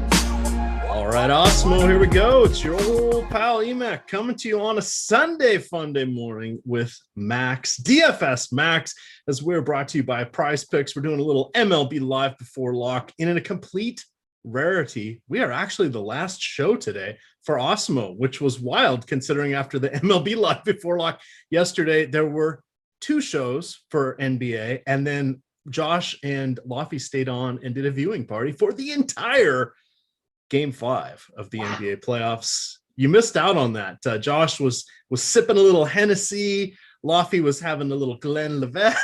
Nice. It was quite the show, quite the game. What's going on, Max? Not much. I have like one eye on the Open and one eye on baseball, so it's a busy morning. I can sense that. We've got the golf was kind of messing me up with it being, and I'm going to call it what it is, the British Open. I don't care that it's the Open, but the start times, the early start times, quite confusing. Everything's discombobulated. Dude, but I have not gotten much sleep over the last. Well, I was just going to ask you that because I know you play some volume on these majors. Yeah, it's not good. I'm exhausted. I'm like falling asleep during the day. It's not great, but next week is recovery week. And then I'm going on vacation, so it's going to be all good. Nice. I've got a vacation coming up in the end of August here. Beautiful. I'll be going to Alaska, assuming the pandemic allows. Dude, I've always wanted to go. Are you doing like one of those? Like a cruise? Yeah. No. My wife is running a half marathon in every state, and she has like 3 left. And she would have finished it last year, and we were going to go to Alaska last August, but of course, global pandemic got in the way. So as long as the Delta variant virus, whatever is going on, doesn't start canceling things again, we're going to be going up there. So I'm going to do the half marathon. I will walk it. She will run it. But yeah, Alaska. And then we're spending like 8 days there with friends and going to see a lot of stuff. So there we are. Exciting. I'm excited for you. Well, thank you. I'm looking forward to it. All right, let's jump in here. We, of course, had some nice game-by-game coverage there by Terry and Eric, so we aren't going to have to do too much with that. We don't have to do too much with the weather either. Atlanta, few potential thunder showers. That's it. Yeah. Everywhere else is hot, warm, humid, and most places have a light wind blowing out. So no real adverse weather conditions here. We'll hit on some top pitchers.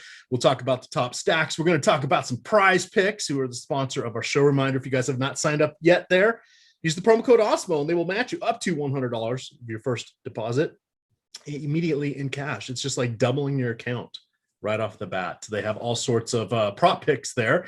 No mass multi-entry, no sharks. It's you against their props. However, their props are rather unique. They're across 9 different sports, including CSGO, highlight, baseball. They had the hot dog eating contest when that was going on. So they're constantly throwing stuff out there. Golf, of course, football coming up, basketball, etc. You can do cross-sport parlays. You put in 2, 3, 4, or 5. You pick, basically make your own parlay card, and you get up to 10x your value, your buy-in value, if you hit on the 5-person props. So it's pretty cool. We'll look at it from a different angle because they have fantasy points for baseball players, and that's something that I like. The pitching over there, their pitching over under or projections are pretty darn accurate. Yeah. Their fantasy points are going to look lower for the hitters, and because of the variant nature of the event-based sports of baseball, they're, whether it's 6 or 8, it's still about the same thing. But we're going to talk about a few good spots there, and then you can stack the props together if you think there's going to be. I'm just saying, you want to take a few Kansas City Royals going against Matt Harvey. You can definitely do that. But let's start out with that. That is my top stack of the day. Is going to be the Royals. But let's take a turn at pitching here. So Corbin Burns is going to be our most expensive, right up there with Max Scherzer. We have Zach Wheeler in a great matchup. You've got Sonny Gray. You've got Joe Musgrove. DK only. You have Hyun Ryu. That's the only side that is playing game 1 of that Toronto, Texas doubleheader. And then you have what I think is a fraudulent Taijuan Walker here. What name pops there the most? Because we're going to talk about all of them, but you can pick who we start with. Yeah, I mean, for me, it's Scherzer and Wheeler just because they're projected to be way less owned than Burns is. Yeah, like we have the top two pitcher percentages really close today. For Burns, 29, for Scherzer, 26, and for Wheeler, 26. But ownership is 40% on Burns, and then 15% on Scherzer, and 25 on Wheeler. So for me, it's a no-brainer, right? Like, if the percentages of them actually being the best pitcher today are so close, why would I play the 40% owned guy when I can play the 15 or the 25% owned guys in very similar spots? So that's where I'm going. I think their stats speak for themselves. They're all great pitchers. I don't think one jumps out really that far ahead of anybody else. But for me, I'm going with the lower owned guys in GPPs today. What do you think about Hyun Ryu? Now he's a DK only, so let's just knock him out of the way here. The smaller park there up in Buffalo, it's their AAA facility, so not the launching pad that we saw when they were in Florida. Not a full-on major league ballpark, but it's probably hitting-wise comparable to Citizens Bank Ballpark or Camden Yards or some of those more offensive-friendly places. It's not completely egregious, but it is on the more offensive-friendly side. You know who's on the pitching-friendly side? The Texas Rangers. What do you want to do here with Ryu? I like Ryu. His price is definitely really nice, and there's a ton of strikeouts in this Rangers lineup. They're also really good at hitting like hard throwers. As they're young guys, they just kind of swing away for the fences, and they can catch up to like a 99, 98 mile an hour fastball. They got to Cole earlier in the year, and guys like that, I'm actually a little bit more sour on them.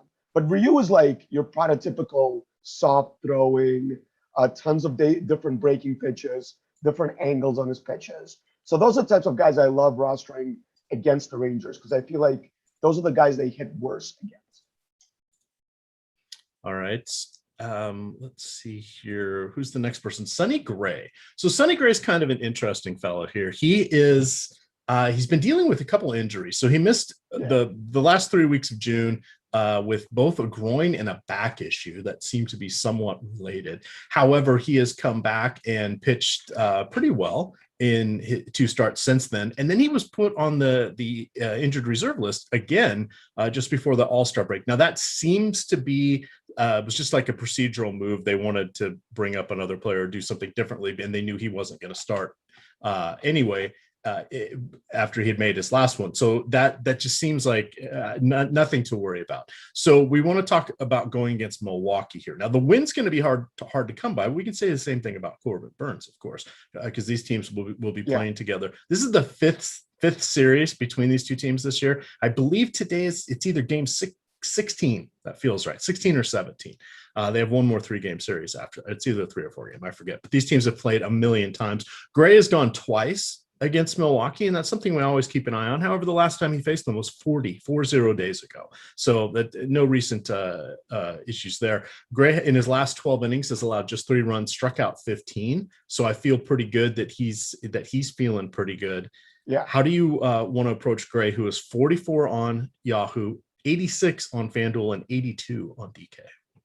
Yeah, the ownership percentage jumps out at me at 30% owned on DraftKings. He's definitely cheaper than Wheeler and Scherzer are, right? Like you get some savings there, and there are a lot of strikeouts in this Brewers lineup. There's also a lot of power. Yelich, Adames, now they have Ravi Tellez there, who I always love to play just because he's like a bomb or strikeout guy. Tyrone Taylor, Jackie Bradley don't really inspire a ton of confidence, but they can also get on base, can run a little bit. Gray's never going to throw I feel like 100 pitches for you, which kind of limits his upside also. But you can't argue with the swinging strike stuff, right? Like 12%, 14%, 15% the last 3 starts. And like you said, it's a really nice spot as far as this park goes here. I don't mind Gray. I think I would rather try and pay up for these other guys at the 9K range. I think they have a little bit more upside just because, Scherzer is going to throw as many pitches as he wants. And Wheeler's been really, really consistent as well. So I think I would rather play those guys, but I think I would play Gray over Burns because I really consider them pretty close in upside, but a 2K price savings is really nice. All right. I see my fan club's in the chat. This is awesome. I like it. It's kind of fun. Did you know, and I don't think I've told you this, that my first year of fantasy baseball was 1990. It's a long time ago. I've also written over 1,000 articles about fantasy baseball. Is there a Hall of Fame? And done 1,000 shows going to be inducted on fantasy baseball. So I'm just saying I may have a chance of knowing this just this much. Listen, the longevity speaks for itself because a lot of people go broke and can't stay in this game long enough. So the fact that you haven't kind of means that you know what you're talking about. Excellent. Oh, Seth Hader is here. He is the president of the EMac Haters Club. We are Twitter enemies, sworn Twitter enemies who only message each other every day in Slack. But hey, we are enemies. So there we go. All right. So let's just turn back to this because you guys want to hear about what's going on with baseball. So Joe Musgrove is kind of the interesting guy that is he's got everybody divided in the DFS community about what is the sticky stuff happening with him. His spin rates really haven't changed. We do know that he was using, he's been open about being one of the guys that used a little assistance there. It helped with his control more than anything else. It doesn't quite seem like perhaps it has the same impact on his particular style of pitching for his spin rates. However, coincidentally, 2 of his 4 worst starts this season have come since they started doing the in-game inspections. However, I think that's going to be a little more noise than anything else. So the combination of his price, particularly on DraftKings 7,900, it's okay on Yahoo at 41, but going against the Nationals are not a scary lineup by any stretch, especially with the Kyle Schwarber was so white hot, he spontaneously combusted. So now he's not playing. So now we got Trey Turner. Okay, he's very, very good. Juan Soto, budding superstar, absolutely. And that's kind of it. Should Alcides Escobar even be in the league at this point? Probably not. Gerardo Parra, Baby Shark, he's getting some at-bats now. They've got Reyes. They've got just nobody else is kind of good. Josh Bell, there's another guy. But these other guys are barely even replacement level. So I'm willing to go with Joe Musgrove at this price in this matchup.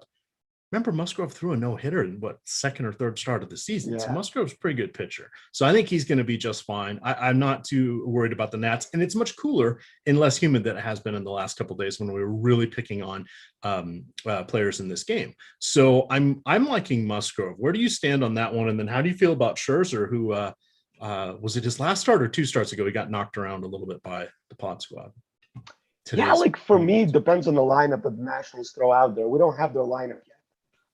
So if they play like all these random guys like Jordy Mercer and Robles and Barrera, and like you said, Alcides Escobar are leading off, I just don't see a ton of strikeouts in this lineup. Like Escobar strikes at 14%, 23% for Robles. We know Soto doesn't strike out at all, and he's very, very good. Bell doesn't strike out. Trey doesn't strike out. So I don't see a ton of upside. That doesn't mean that they're going to score a ton of runs either, right? So like at 7.9K, I just think I want a little bit more upside from Musgrove. And also like his xFIP has been fine since they banned the sticky stuff. That's whatever. Like he's been perfectly safe as a pitcher, but the swinging strikes are way down. So he's not getting as many swings and misses, which is what we want to win GPPs. I think he's more of a cash play than a GPP play today, EMac. Okay. I don't mind that distinction at all. But he's definitely on my short list here. Especially also, like I don't think you're getting a win just because Scherzer is so good. Yes, and that's actually a good point. And it's one where it's hard to project who's going to get the win. But when you're like Corbin and Gray, Scherzer and Musgrove here, I don't want to give tick the win in either in anybody's column. So I'm just taking it off the board. It's just like, all right, well, if somebody gets it, great. But we're going to assume that it's going to be hard to come by for any of that quartet. Do you know offhand, if you had to guess, what would and I'm going to use slugging percentage. So like you kind of want 300, 400, 500 are the magic numbers. What do you think the career slugging percentage is for Alcides Escobar, who by the way had not played since 2018 until getting tapped by the Nationals? He was in the minors again, but I'm going with like 280. 344. Oh, that's pretty good. His on-base that's percentage, way more than I thought. yeah, his on-base percentage, 293. That means as a leadoff hitter, he gets on 29% of the time. That is garbage. At least he like plays to his strengths, right? Like he's trying to beat out infield hits at this point in his career, and he's got a pretty good sprint speed, like 28.1, but his launch angle is 3.6. So he just hits it into the ground and runs as fast as possible. He's 34.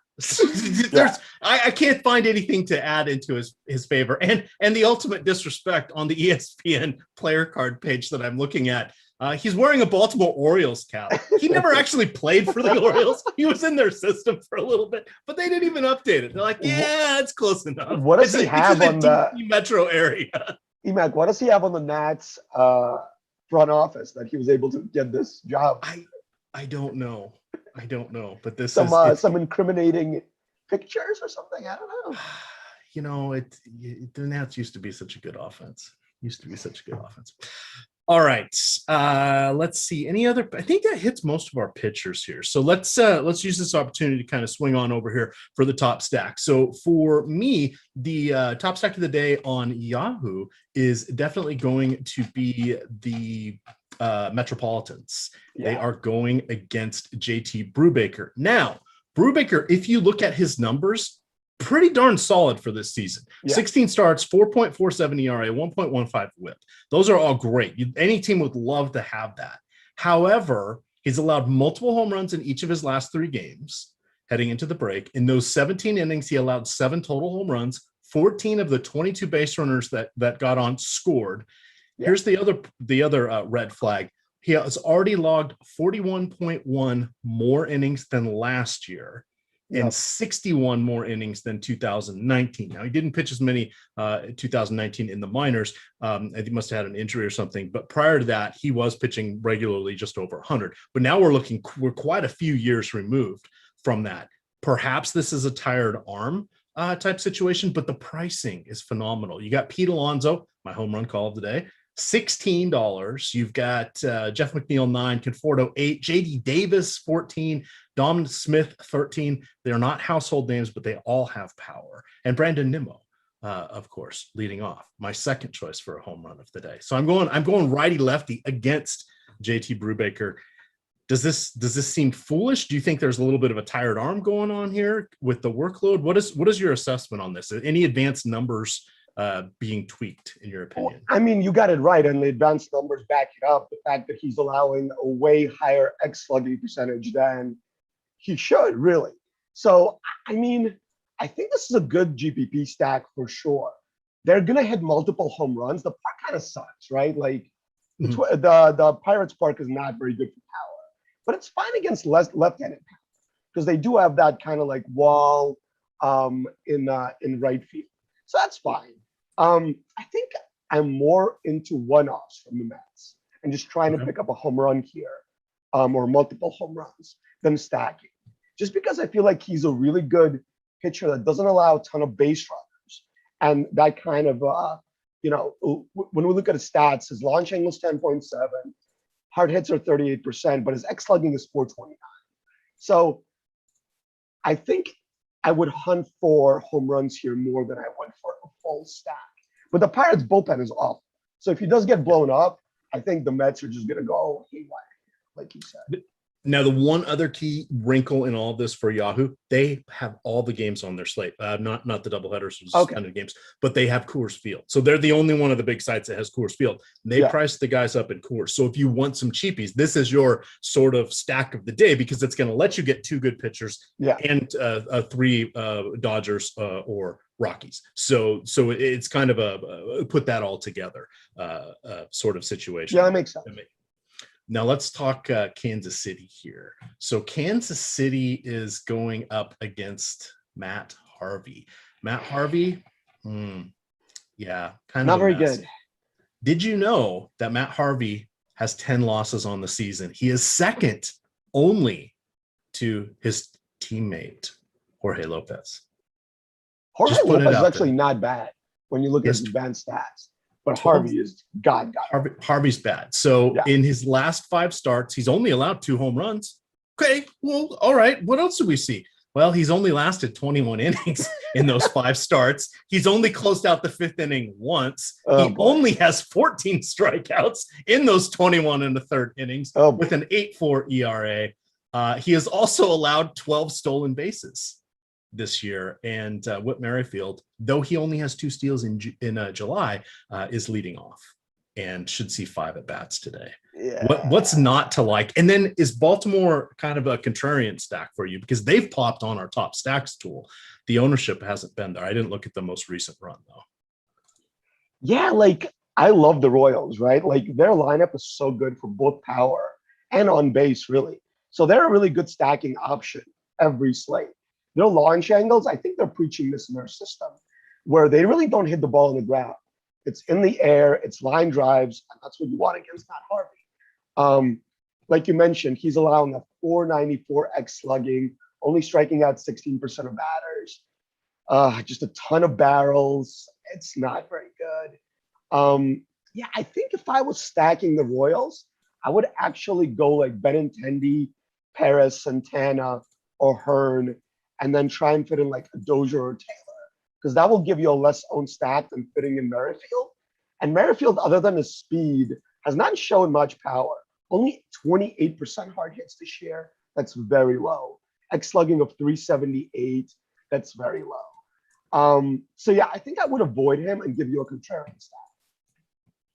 All right. I want to talk a little bit about PrizePicks here because we're going to talk about a couple of the players in this game. So reminder, so PrizePicks, you can get over there at prizepicks.com. They have the app. You can get that in the App Store, Google Play, et cetera. But they're sponsoring today's show. And so what they are is a prop-based game, and they've put a real fantasy twist on this because they have a lot of their options. You can take fantasy points instead of trying to do over and unders on strikeouts or hits or total bases or what have you. They have all that as well, but sometimes it's a little more fun for baseball anyway to do that via the fantasy points because it's a little more incremental and a little bit more nuanced. So it's easier than trying to guess. Well, 6-ish strikeouts feels okay. The line 6.5. Do I want to go over or under? I'm not sure, right? But if you say, okay, the fantasy points is this, it's a little more fun and a little bit more nuanced. But you can make your own parlay card of 2, 3, 4, or 5 player props here to go over or under whatever their projected scores or stat is.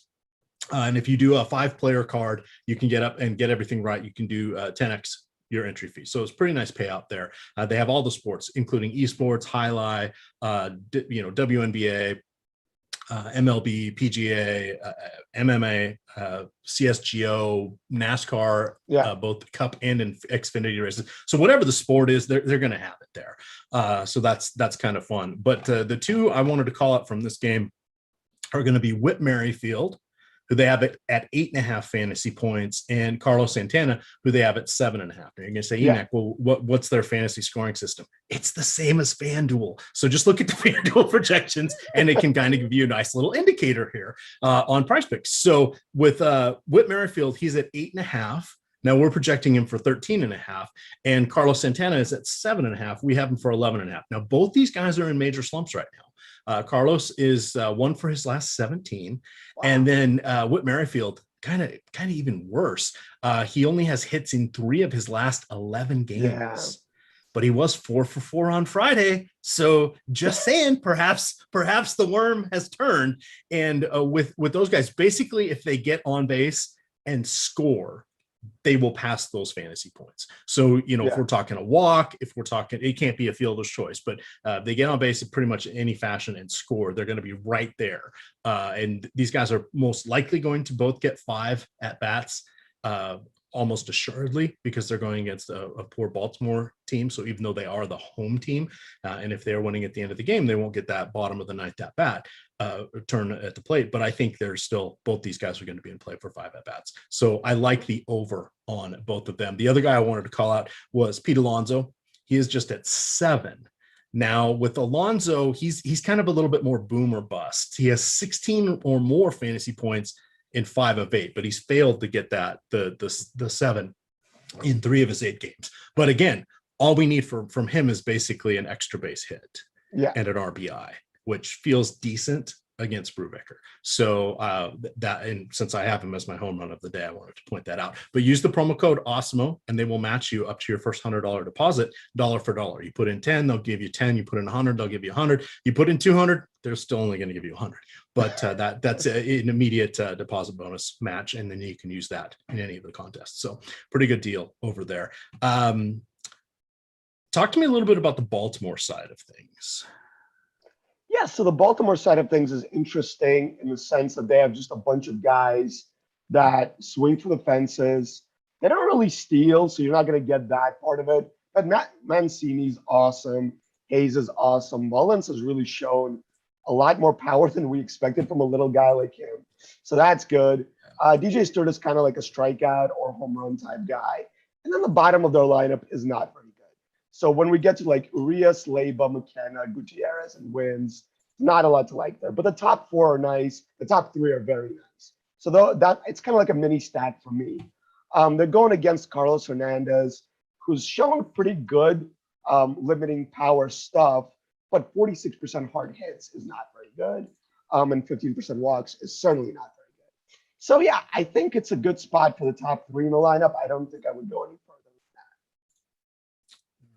Let's see, who are some of the other stacks? You've got Willie Peralta and the Twins here. That's somewhat intriguing. What does Peralta, does he have any redeeming qualities for still being in the league at this point? What do the advanced metrics say on him? Because there's got to be something behind him coming back. He was quite good against Texas and Cleveland.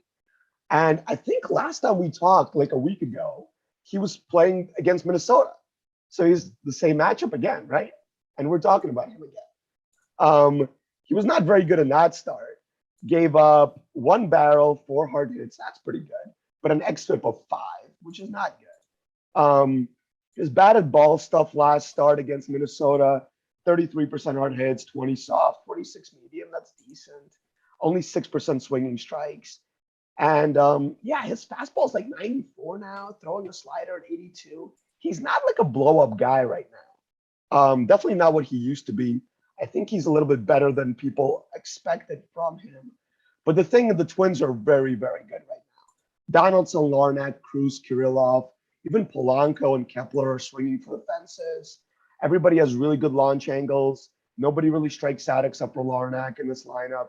So, I mean, they're our top projected stack in our top stacks tool at 13%, but their leverage score is -5 because pretty much everybody expects them to be the top stack of the day here. So I think in GPPs, I'm going to be lower than the field for sure, just because Peralta has not shown that he's the blow-up guy that he used to be, and their ownership is 17% owned today. All right, I want to look here. I see someone asking in chat. They're saying, are the Awesemo ownership projections all jacked up for FanDuel? We're not seeing the Coors Field game. That's because the Coors Field game is not actually on any of the main slates today outside of Yahoo. Good question to ask, though, because before the break, they did have the Coors Field game on the slate for on the Sunday slate at 3:00 start for the first time in like 4 years. And we thought that might be a new thing. No, it's not any longer. So sadly, it's not going to be on the slate, which is kind of a bummer because the other games that they usually skip at the 3:00 games is when they're playing in Texas. And while that used to be another hitting park, now it's a new park. So now we want to look at the pitchers there. So we're missing probably the best offensive park and then one of the better hitting parks, especially when the roof is closed there. So a little bit of a disappointment there, DFS sites. But that's what their fans wanted, right? Or their users wanted, or so they say. Or so they say. You know who does have the Coors Field game on their main slate? PrizePicks. Just saying, it's there. It's there. There's some high numbers there for their fantasy players. So tread lightly. That is, who is it? John Gray today and bullpen game featuring David Price as the leadoff man for the Padres. Yeah, it should be just an absolute, I was going to say birdie fest, because my mind is all in golf, but it should be a home run and a run fest is what I meant to say. You got a special question here. Linda Carley says, I have a question for Max. Does Larnach have power? Thank you. She directed to you and said thank you. Of course we Larnach got has yes. a ton of power. Launch angle of 13 degrees, exit velocity of 90, which is good. The problem is he strikes out 31% of the time. But I don't think that's that big a deal against Peralta, who only has a 15% strikeout rate. So yeah, Larnach is in a great spot against guys that don't strike him out. All right, let's go down the list here a little bit. J Happ is pitching today. What do you think about the Motor City Kitties? I love him. Okay, let's talk a little bit there because they also popped on the top stack tool. No free content today. Well, we have the free MLB odds tool. We have the 3 free articles on the front page. We have free cheat sheets. We just didn't put any of the free premium content in front of the paywall. You guys sign up. If you try us out. 1 week for all new users, use the promo code MLB Live Before Lock. We'll give you 25% off a 1 week package. Check it out. You get all the tools on demand. That's what we want, on demand. I am demanding to hear about the Motor City Kitties because we have Ted Nugent in the chat. Ted Nugent, Motor City Madman, 10 Fingers of Doom, Ted Nugent. Nice. I like it. So listen, like EMac, J Happ is worse than Matt Harvey at this point in his career, which is saying a lot. X slugging of 506. So he's basically giving up a slugging percentage to the average batter that he faces that like the top hitters in the league have. 44% hard hits. It's just all about him giving up a ton of power, throwing his fastball in the middle of the plate. The Tigers don't have a ton of power, but they have guys that have good launch angles, and they're like super cheap across the industry. Yeah, I would play guys like Baду. Scope has always been a really good hitter against lefties in his career for power. Grossman, I don't know if I love in this spot. His X slugging is 401, but even Miggy can hit a home run here. I don't mind the stack at all. I think the Tigers are going to be a little bit under-owned for their expected run total today. All right. A couple teams we haven't mentioned. The White Sox going against the Astros. Anything jumping out for you there? Feels a little rough in that one. Yeah, I mean, Valdez is so good at limiting power. Only an X slugging given up of 312 and a launch angle of negative 5.8 degrees. So everything goes into the ground against this guy. So I don't really like playing like stacks or even batters against him. It just doesn't make much sense. Plus, the Astros have a very good bullpen, as we all know from all their playoff runs in the recent past. Rodon has also had an incredible season. I don't know how much I love him today, just because the Astros don't strike out and have a ton of power throughout the lineup. But he has a 36% strikeout rate this year. He's basically like the second runner up in your Cy Young betting right now to Garrett Cole. And Cole has been on a downward trajectory, whereas Rodon has been really good all year. They really don't let him go that deep in the game just because he's had a lot of injury woes in his career. But an X slugging given up of 288 this year and a 36% strikeout rate. And his walks has always been bad, as you know. But he's really limited walks this year at 7%. And that has let him really just rise to the next level as far as pitching goes. All right. Someone asking in chat, David Fang says, hey, are the Washington and Philly games 7-inning games? No, those are actually not. Good question, though. Their games were suspended yesterday, Washington, because of the shooting outside the stadium. So they will be resuming that game. And then Philadelphia, I think, was weather. So because it was tied, they're still going to do, I think it was tied. They're still going to play that one out. Then they'll play their 9-inning games. Yeah. The 7-inning games are going to be the true scheduled doubleheader. That will be Texas at Toronto, which is played in Buffalo, but those will be 7-inning games. Yeah. Only the first game is on the DK slate. I don't think the other sites have them unless they've shoehorned them into one of the afternoon slates. I haven't looked too closely at that. If you're looking at the afternoon slates, look for pitching. You've got Gilbert going for the Mariners and Sandoval going for the Angels. Those would be the two guys I like the most on that later slate.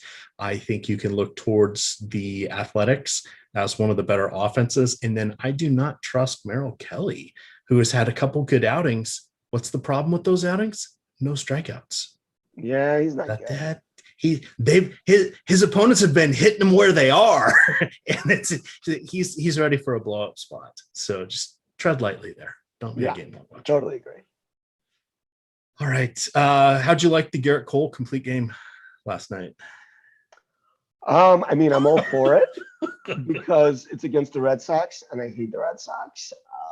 I don't know. The Yankees for delaying the game for an hour when it didn't rain and then playing it so they didn't. The funny part is, like, I actually don't fault the Yankees for this because I live like 30 minutes north of the stadium, and the rain literally skirted the stadium and hit me like head on. My dogs were freaking out. It was storming like crazy here while the Yankee game was going on, and then it kind of hit the stadium afterwards. So I mean, the Nationals would have just postponed the whole game. So I give the credits. I give credit to the Yankees for actually playing a little bit. Oh yeah, you got to get those concessions in. Exactly. It's like $20 a hot dog at Yankee Stadium. Trust me.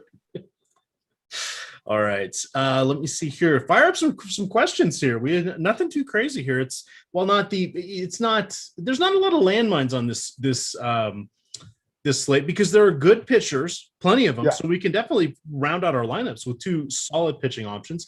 There's enough people to target. What it is creating is some popular confluences of where the player pools are ending up. But this is a little bit different of a slate where we're not like, oh my God, we have to go through every nuance on it because all the pitchers are horrible, or all the pitchers are so good. Who are we going to attack? We have a nice mix today. And outside of not having the Coors Field game on the slate, it's a pretty solid one here. Yeah, totally. I actually like slates without Coors, just because it gives you so much more options. Like when you have a Coors game, especially like you said, it's a bullpen game for the Dodgers, and when they half-ass the pricing. Yeah, but even when it doesn't, it's like you just have to lock in some Coors, right? So like that just takes away a lot of the really like cool plays you can make in DFS. Just because Coors will give you so many outcomes at a GPP winning score.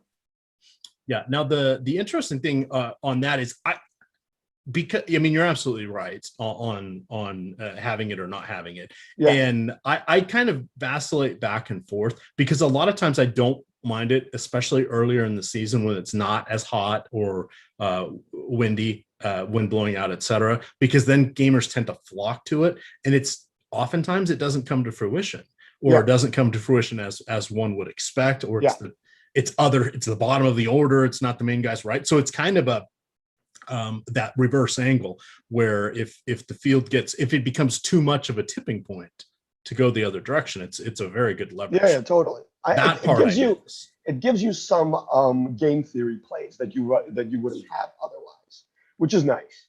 So you can make some nice, interesting leverage fades, whatever. But most of the time, like Coors is a no-brainer, right? Yeah. So they're asking for home run calls. I have two. You got Alonso, right? Like that's I got Alonso and I got Nimmo at the top there. One from each side of the plate against Brubaker. I'm going from memory here, but I think I want to say he's got 18 home runs, and I think 12 were to righties and 6 were to lefties. So proportionally, I mean, he's faced more righties, but proportionally, it was a more of an even split than I thought. It was going to be a better way of saying that, I guess.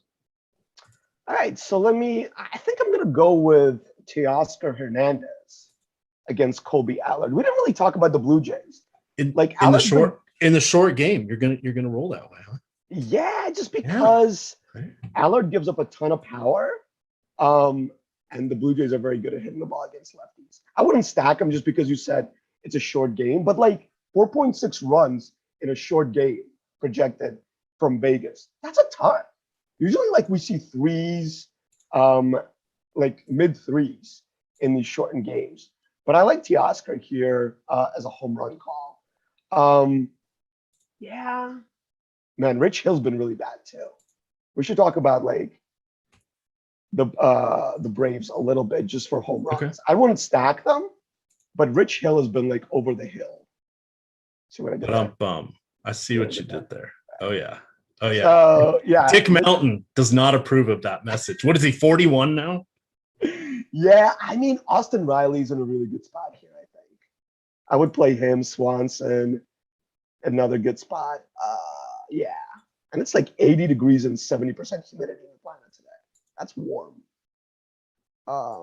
Yeah, I like those. I mean, you can never go against Matt Hart. Like, you can never fall for somebody going against Matt Harvey. Salvador Perez has been awesome. I think he got really gypped in a home run derby. He hit like 26 in the first round against Alonso. Did you see that? Alonso hit like 34. But Perez was really, really good. The guy hits for a ton of power right now. And he's like kind of like an old catcher guy. I always like that type of player that kind of comes on later in their career. So traps of the day. Taijuan Walker, not getting the popularity I thought. It's just down at 5%. The strikeouts just haven't been there for like the last 4 or 5 games. They've fallen off the shelf. Like in his last 5 games, I think he has 5 3 times, 2 once, and like 8 once. He's about to like double the amount of innings that he's pitched in like the last 2 years, because he was always hurt, right? And like now he's having a decent year with the Mets. But I never trust guys that like are gonna go so far over their usual innings pitched. They always fall off a cliff eventually. So I mean, it's the Pirates, right? Like, but he's not really garnering that much ownership. I think for me, I hate to say it, but like I'm gonna not play much Burns today. Just at 40%, and it's gonna be even higher in the high stakes, just because people always lock in this type of pitcher at the high stakes. So he's going to be my trap. Also, like Cincinnati's pretty good at hitting baseballs, and that park is tiny.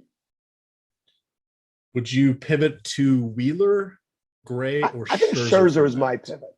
Okay, give us a little something more on Scherzer. We had Josh North missed out. And so he says, I need to hear about Max from Max. I'm paraphrasing, but that's what his intent was. Yeah, I mean, Scherzer's so good. And I don't think he's going to be very popular against the Padres, just because the Padres have a very good lineup.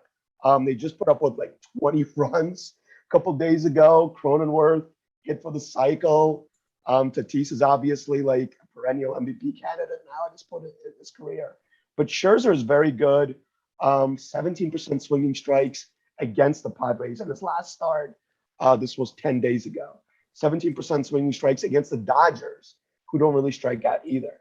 He's just amazing, goes deep in games, and 9.8K. Like, DK is really underpriced him for this matchup. And like you said, it's kind of cool in Washington today. Like, it's not the usual 90-degree weather we see at this point on the East Coast. All right, another good question here coming in from Zoxy. They say, I don't mean to spam a question, but I'm really curious because I'm not hearing much about the Phillies stack.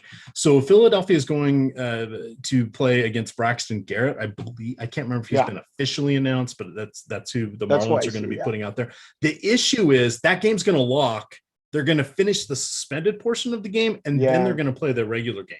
So I don't know what's going to happen with their catching situation. So we could get Real Muto. We may not.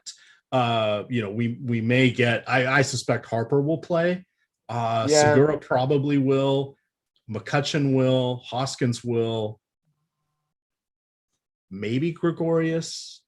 I don't know who their other outfielder's going to be. I don't know if they'll play Jankowski, but I don't know how long Garrett's going to go. So the risk you're going to have is if you go in on JT Real Muto and he doesn't play in this game, now you're hoping he pinch hits.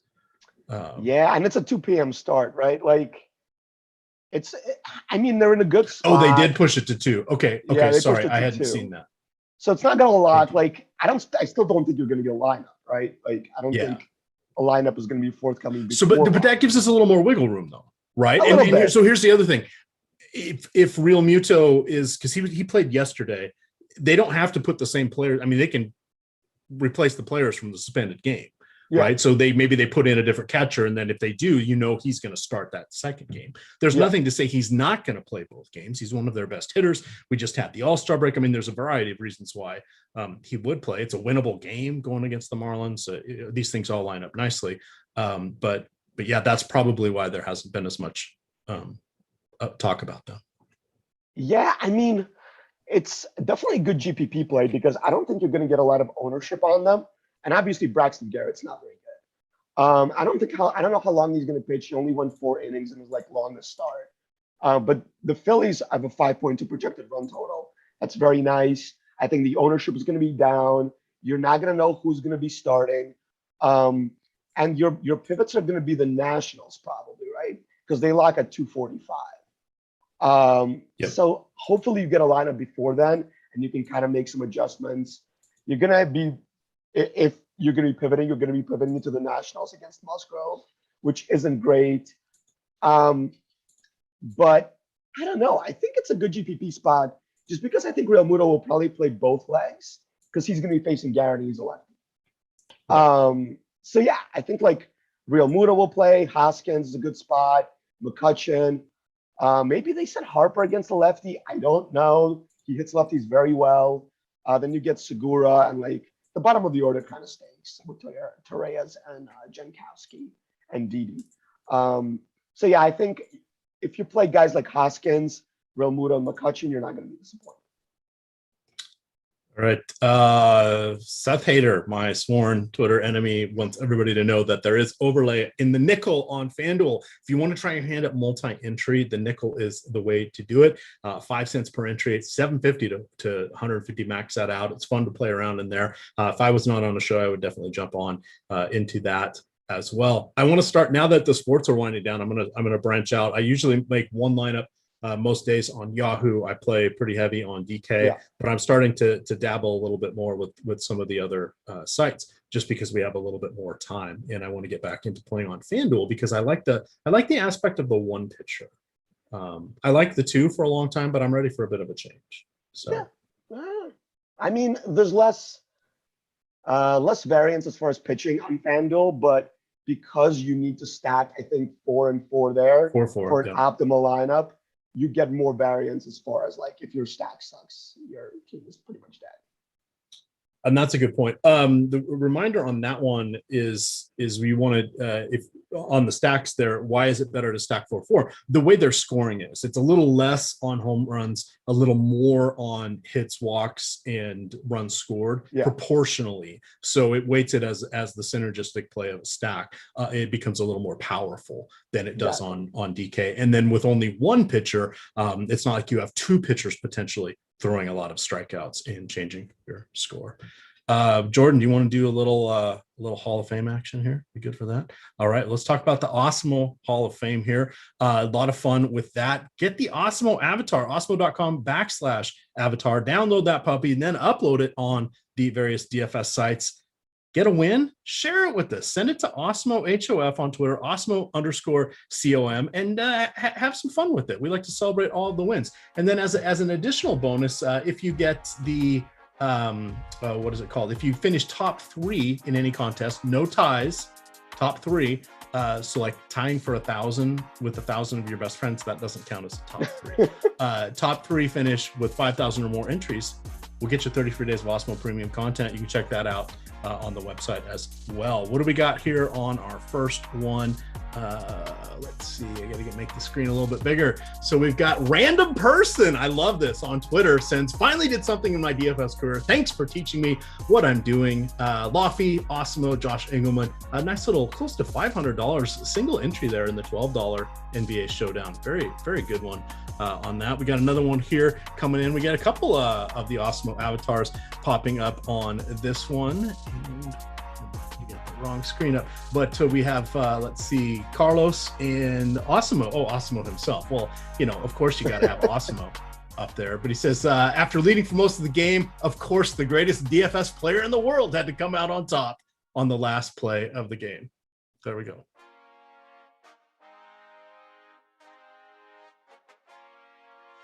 Yes. Also, that is not the proper Awesemo logo. So we will celebrate that victory but that you got to use our official logos to qualify for Asterisk. the on that Awesemo one. Hall of Fame. So we'll put a little asterisk on that. Put a little asterisk. All right, we got one more here. Looks like a $2,000 win. Another person just running in some lineups here. Not even really doing the multi-entry. So see, obviously you can win without running the multi-entry there. They say another solid NBA night. Enjoyed the show once again. Look at that. Just ran one lineup there and got second, top 5 in most of the contests they played in for a couple grand. Sweet. So pretty solid. Pretty solid. We going to see you up here anytime soon, Max? I hope so. I don't have an Awesemo logo, I don't think. Oh boy. I know, it's boy. my dog. I feel bad. Like my dog's been the one that I've had since I started playing DFS, and I've had, pretty good success. So I'm a little bit superstitious about switching. What do you think, EMac? Okay. I think you should change. I don't know, man. I don't know. What if I start losing? Well, then, then that is probably variance, right? What if you start winning more? That's true. Okay, see, this goes both directions. Here. Will the Phillies lineup be out before a lock? Probably not before a game lock. Their game starts at 2. They're going to finish that suspended game or suspended portion of last night's game first. So we won't have it be in the next 10 minutes, but that lock is at 2:00. So there's a chance you'll be able to maneuver things. I didn't go in and look at and see, because now I'm in the midst of doing crunches. I didn't see. I'm assuming the other side, the sites are not actually going to lock it at 1:00, are they? Yeah, no, I hope not. That would be correct. That would be a shame. But That would we've be seen some weird things happen. Yeah, before. yeah, for sure. Hey, I have a question for you, EMac. Yes. I'm writing a preview for all you listening. There will be a futures article for betting for Cy Young and MVP and all that stuff. So as I was writing my article, the odds for the Cy Young in the NL went down because they announced that DeGrom is going in the DL. But I don't think it matters. He's so far ahead. Like, they're not gonna, even if he's missed his like the next 2 months or whatever, like worst case scenario, I think he still wins. Strained forearm. Yeah. So 3 weeks maybe? But it's the Mets. It's like Mets. This could be like a broken bone, and we'd never know because it's the Mets. No. If it was a broken bone, he would be starting today. That's true. You're right. Absolutely. That we know. Yeah, it's probably nothing serious. But like, he was, I think, minus 1,000 to win the NL Cy Young, and now they took the odds down. But obviously, there's a lot of really good pitchers in the NL. It's not like the AL has kind of been a disaster. But yeah, the NL side might get interesting if he misses extra time. But I still think he wins just because of what he's shown. I mean, no other pitcher has shown. Yeah, it just feels like this would be the spot for this to come to fruition for him. Yeah. Let's see. Oh, thank you. Someone says, EMac says, due to the uncertainty of the start time, Miami and Philly will remain at the regular 105 lock. Oh, Ooh. Not good. No bueno. So I have made half my lineups in my crunches. I am now going to remove that game from my player pool. Yeah, it's definitely very a lot of variance there. And their LeBron total just went down 0.3 runs. Now, Zach Wheeler, I'm keeping in. Yeah, I mean, he's going to start. I'm taking out. Yeah. So that just so if anybody's like, oh, Xing it out. No. We're not Xing it out. Just pulling out the hitters. I'll end up with about 5-6% of them, which is totally fine. I'm willing to roll the dice and you can't beat yourself up. And even if Real Muto, who's going to be the main guy that I have, even if he doesn't start, that's okay. Maybe you just pretend, hey, he went 0 for 4 today, and you just don't get mad about this. The baseball season is so long that you just have to accept the variance, because for every time you get mad at it, it's helping you out as well. But it's also a great GPP spot, right, EMac? Because everybody's going to be doing what you're doing and taking most of the hitters out, and they're still in a great spot against Braxton Garrett in a park that gives up a ton of power in the summer. Yeah, and here we were looking for a Coors Field-esque decision point. Here's one right here in front of us. For sure. This is going to be a good edge spot in GPPs, but you're going to, if a guy that locks for you isn't starting, You're just gonna have to hope for a pinch hit home run. That happened to me one time 7 years ago, probably. You still remember? This is how imprinted in your memory it is. Yeah, Ryan Braun. I'd screwed up. I overslept, and I I was taking a nap because I get up early anyway. Yeah. I slept through lock and had him locked, and he wasn't playing, and he ended up hitting a home run. I think he in like a triple or something, or a bases clearing double or something. Yeah, he came in as a pinch hitter and then played got 2 at bats, and he ended up like the 4th highest scorer on the day. It was just like, how'd that happen? EMac, Right. What's his nickname? Do you know Ryan Braun's nickname? P-boy. The Hebrew Hammer. Oh, really? He's half Jewish. As a Jew, I know like every Jewish baseball player. Mazel tov. That's right. Shalom. We gotta take what we get, man. Like, we don't have many sports stars, so when we get like a Ryan Braun, we're just like, oh shit. Who was the basketball player from? That's the the NBA player from Israel. Was it guard? Omri Caspi. Yes, yeah. Thank you. But DJ is also from there. Amari. Didn't he convert? I think he converted. I think he did. He went to like Israel and like did the whole thing. He was super devout.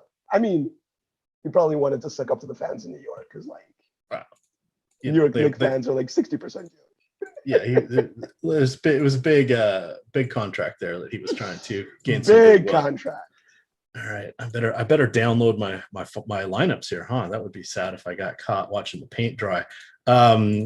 So for the rest of the day, we've got no more shows, but we do have the Awesemo YouTube channel for Awesemo Fantasy Football, which has all sorts of good stuff there from Matt Gajeski and from Dave Loughran. You guys know him as Lofty D, and I have been listening to all their shows on the podcasts, and I'm doing some best ball drafts and having a lot of fun. So I will be diving into that this afternoon. I'm going to go take a nice long walk, get in a little exercise here, because all DFS and time in front of the computer and no outdoor activities. You got to buy bigger pants, and I don't really want to have to buy bigger pants, right? But check that out. And then the Awesemo YouTube network, or probably the Awesemo podcast network, if you leave a 5-star review, put your social media handle in there, or your Awesemo username, and once a week we do a drawing where we give away 30 free days of Awesemo premium content, all access pass, 30 days. That is going to be the easiest way to get free content at Awesemo. There's about not even 100 people that have done that, and we do your drawing. You last 52 weeks or until you win in that drawing. So why you're not doing that, I do not know, but that's the best way to get free Awesemo content. My lineups are uploaded. We have 2 minutes left. Look at that. I like baseball way more than basketball for doing a show. Oh, Max, yeah, absolutely. And trying to change things. I don't even know like how Adam does it. Ship my money. Like he's like uploading 300 lineups while talking about basketball, and I'm like, this will be me. And I would just be like, what? Sometimes it can like be 10 grand in play. Like, what was the question? Yeah, it's a little different. Yeah, he plays a lot. The volume between what he does and what I do, light years. Yeah, but that's going to get us to the end of the show here. So this is a lot of fun. You can follow Max on Twitter at DFS Max. I am at EMac DFS, of course. It is Awesemo_COM. Don't forget about the Awesemo Hall of Fame. That's Awesemo HOF. Download that avatar. That's another way you get 30 free days of Awesemo premium content. Finish top 3, no ties, top 3 in any contest with at least 5,000 participants, and you will get 30 free days of Awesemo premium content. With that, shout out to Jordan, the producer, best producer in the game. Jordan. Love it. Good luck, gamers. Later.